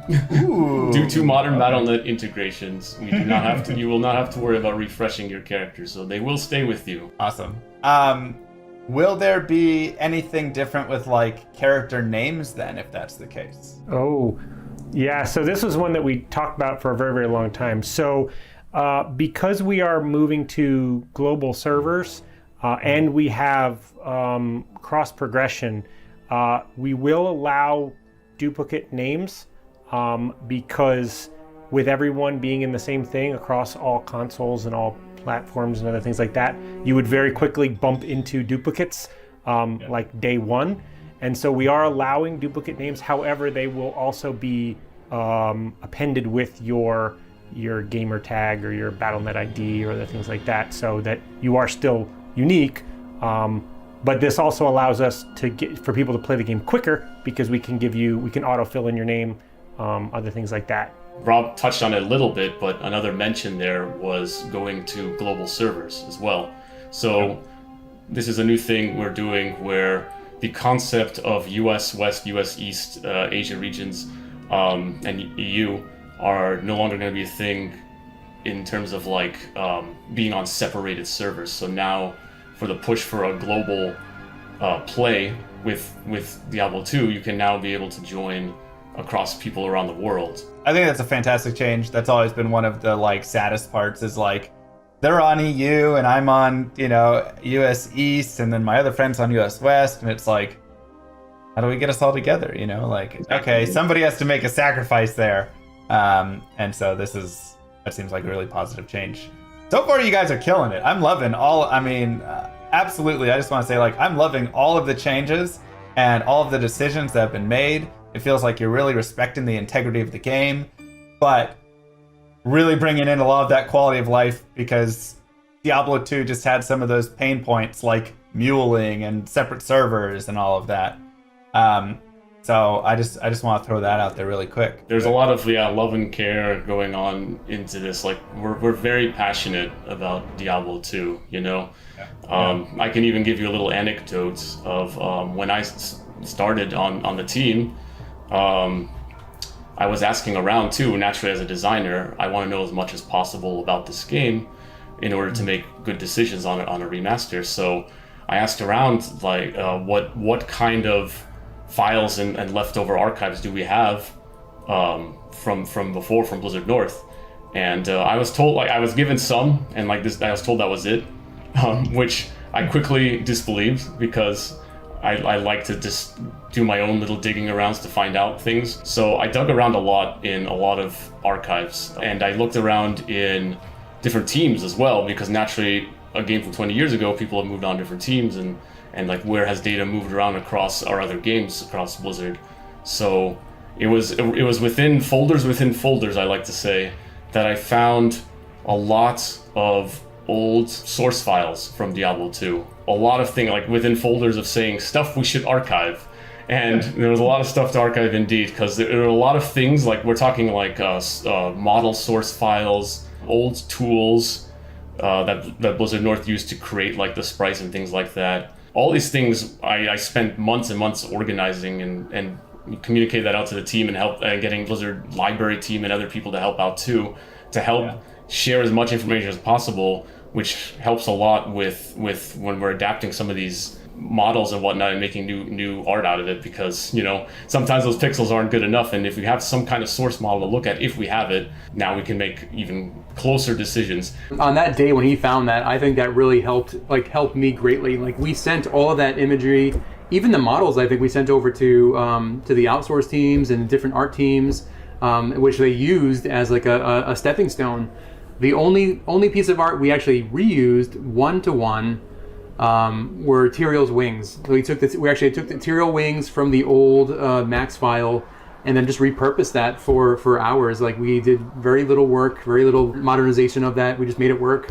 But yeah, we did follow a lot of the rules that the old game actually used. For like another example is the succubus, in which I think the old Blizzard North model, they reused the assassin mesh for the body, and we did the same thing. We use our assassin mesh for the succubus. Yeah, a lot of fun discoveries that we're actually kind of making the same decisions on in interesting ways. Another example too, like, is because we found a lot of stuff. There's a lot of old texture files for some environments on the game. So another example is like the walls you see in the Act 2 tombs with those kinds of like paintings on them are the same textures we're using, because we found the source files for those. Any symbology we have questions on, we always like jump into that archive, try to find some kind of source or reference or something, and we just reuse it as much as possible. We want this to be as true as possible. That can even carry over to the cinematics too, you know, like a lot of the cinematics cover the same locations. Think of like Tal Rasha's tomb with Baal in front of it, and there's all those runes going on behind him. Finding sources like that to try to match as much as possible was a goal, and I'm glad to say we did find those kinds of things, and they're matching it very well. So it's helping our cinematics too. There was even concepts we repurposed. Like, we found a couple concepts that were amazing from 20 years ago.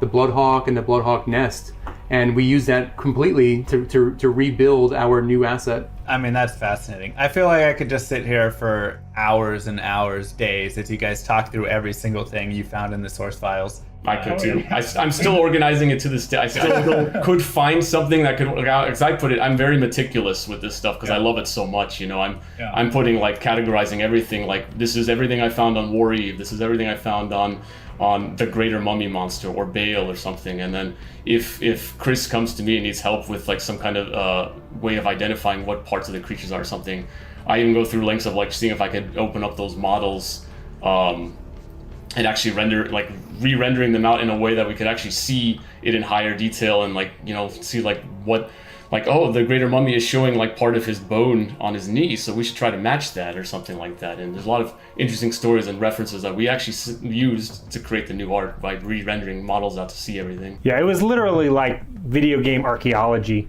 and even learning how parts of D1 were made, parts of the code that were commented out.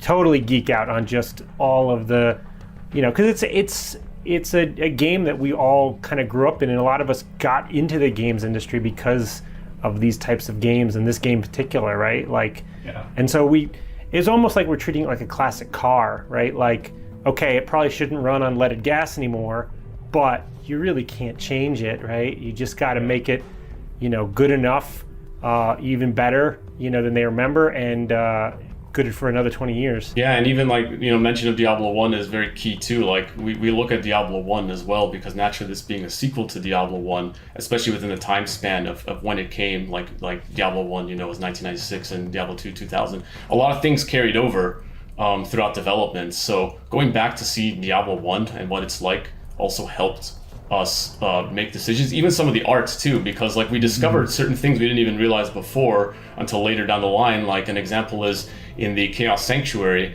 you see a lot of statues with these black knights, and those are actually the same Chaos Knights you see in Diablo 1. So sometimes some of the things I find, even source files from Diablo 1, were useful for us for reference, so we can make the new statues and things like that. Even the Sorcerer and the Act 3 Hireling shared very similar models. Like it was just an addition helmet or a little bit of detail on the chest, but that was really the difference. You guys need to do a developer archaeology discussion at some point where you just sit down and talk through all of this, because this is the most fascinating stuff I've heard. I mean, I've played so much Diablo 2 that I know so many intricacies of the game, but when there's more to be discovered, it's oh man, I'm itching to know. So I would love to just listen. The funny thing is, going back to our core philosophies on the game, we wanted to keep discovery and the mystery and stuff. Because you keep discovering things all the time when you play Diablo 2, all these little hidden rules and informations. It kind of carries that fascination over through development as well. We find a lot of things in the code, design documents, models, things like that were really fascinating to see how they were made. And I learned something new every day on the projects. One thing, shifting back to the online play here, I know there's definitely going to be questions around security. How are we handling duping? How are we handling bots? How are we handling, just anything around that, realm downs, and all of the disconnects and all of that good stuff that we deal with online? What's being taken, or what actions being taken there? So moving over to modern BattleNet helps us with a lot of those types of things. To say it's Loctite, I wouldn't dare do that. That's like throwing a gauntlet down to the community to try to break it. But all of that should be far more secure now. Now, we do still allow you to play offline, right? You will need to authenticate that your copy is legit, but after that, you won't be bothered. And so there's a reason why we leave those characters quarantined away from online. I mean, yeah, we have a server team working on it, and these are some of their efforts, right? We want to stop the bots, stop duping as much as possible. There's a lot of strides happening in the back end of things. So I'm excited to play this game, and I'm sure a lot of other people are very excited. How can we sign up for this closed beta, and when will this game be coming out? Actually, we will be doing a technical alpha, and you can sign up on our webpage today for future waves of invites. As for the game itself, it will be releasing 2021. Well, I just want to say thank you to the remastering team right here. I absolutely am blown away by how much effort and how much passion you guys are putting into this game and just into Diablo 2. I've loved Diablo 2 for 20 years, and I never thought that the game could get better. But I think you guys are respecting the integrity while upgrading and adding and improving. And I think this is going to overall just better the game. So thank you guys so much. I appreciate you having me on and for all of the hard work you've done. Awesome. Thank you. I mean, your praise means the world to us. I mean, you and people like you who keep the game going for 20 years. Like, that's, if you guys didn't do that, this might not be happening, right? We see the passion in what you do, in what your colleagues do. Like, so thank you even more. And thanks for coming to do this. This was fun.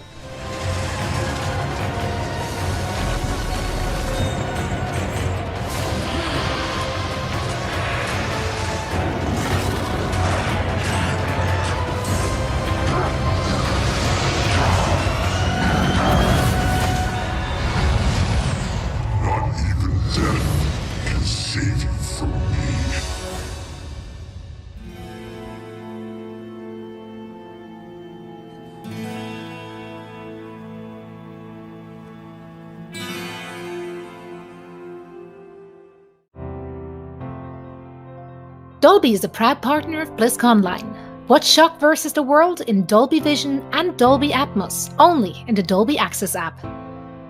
Coca-Cola, the official refreshment of Blizzconline.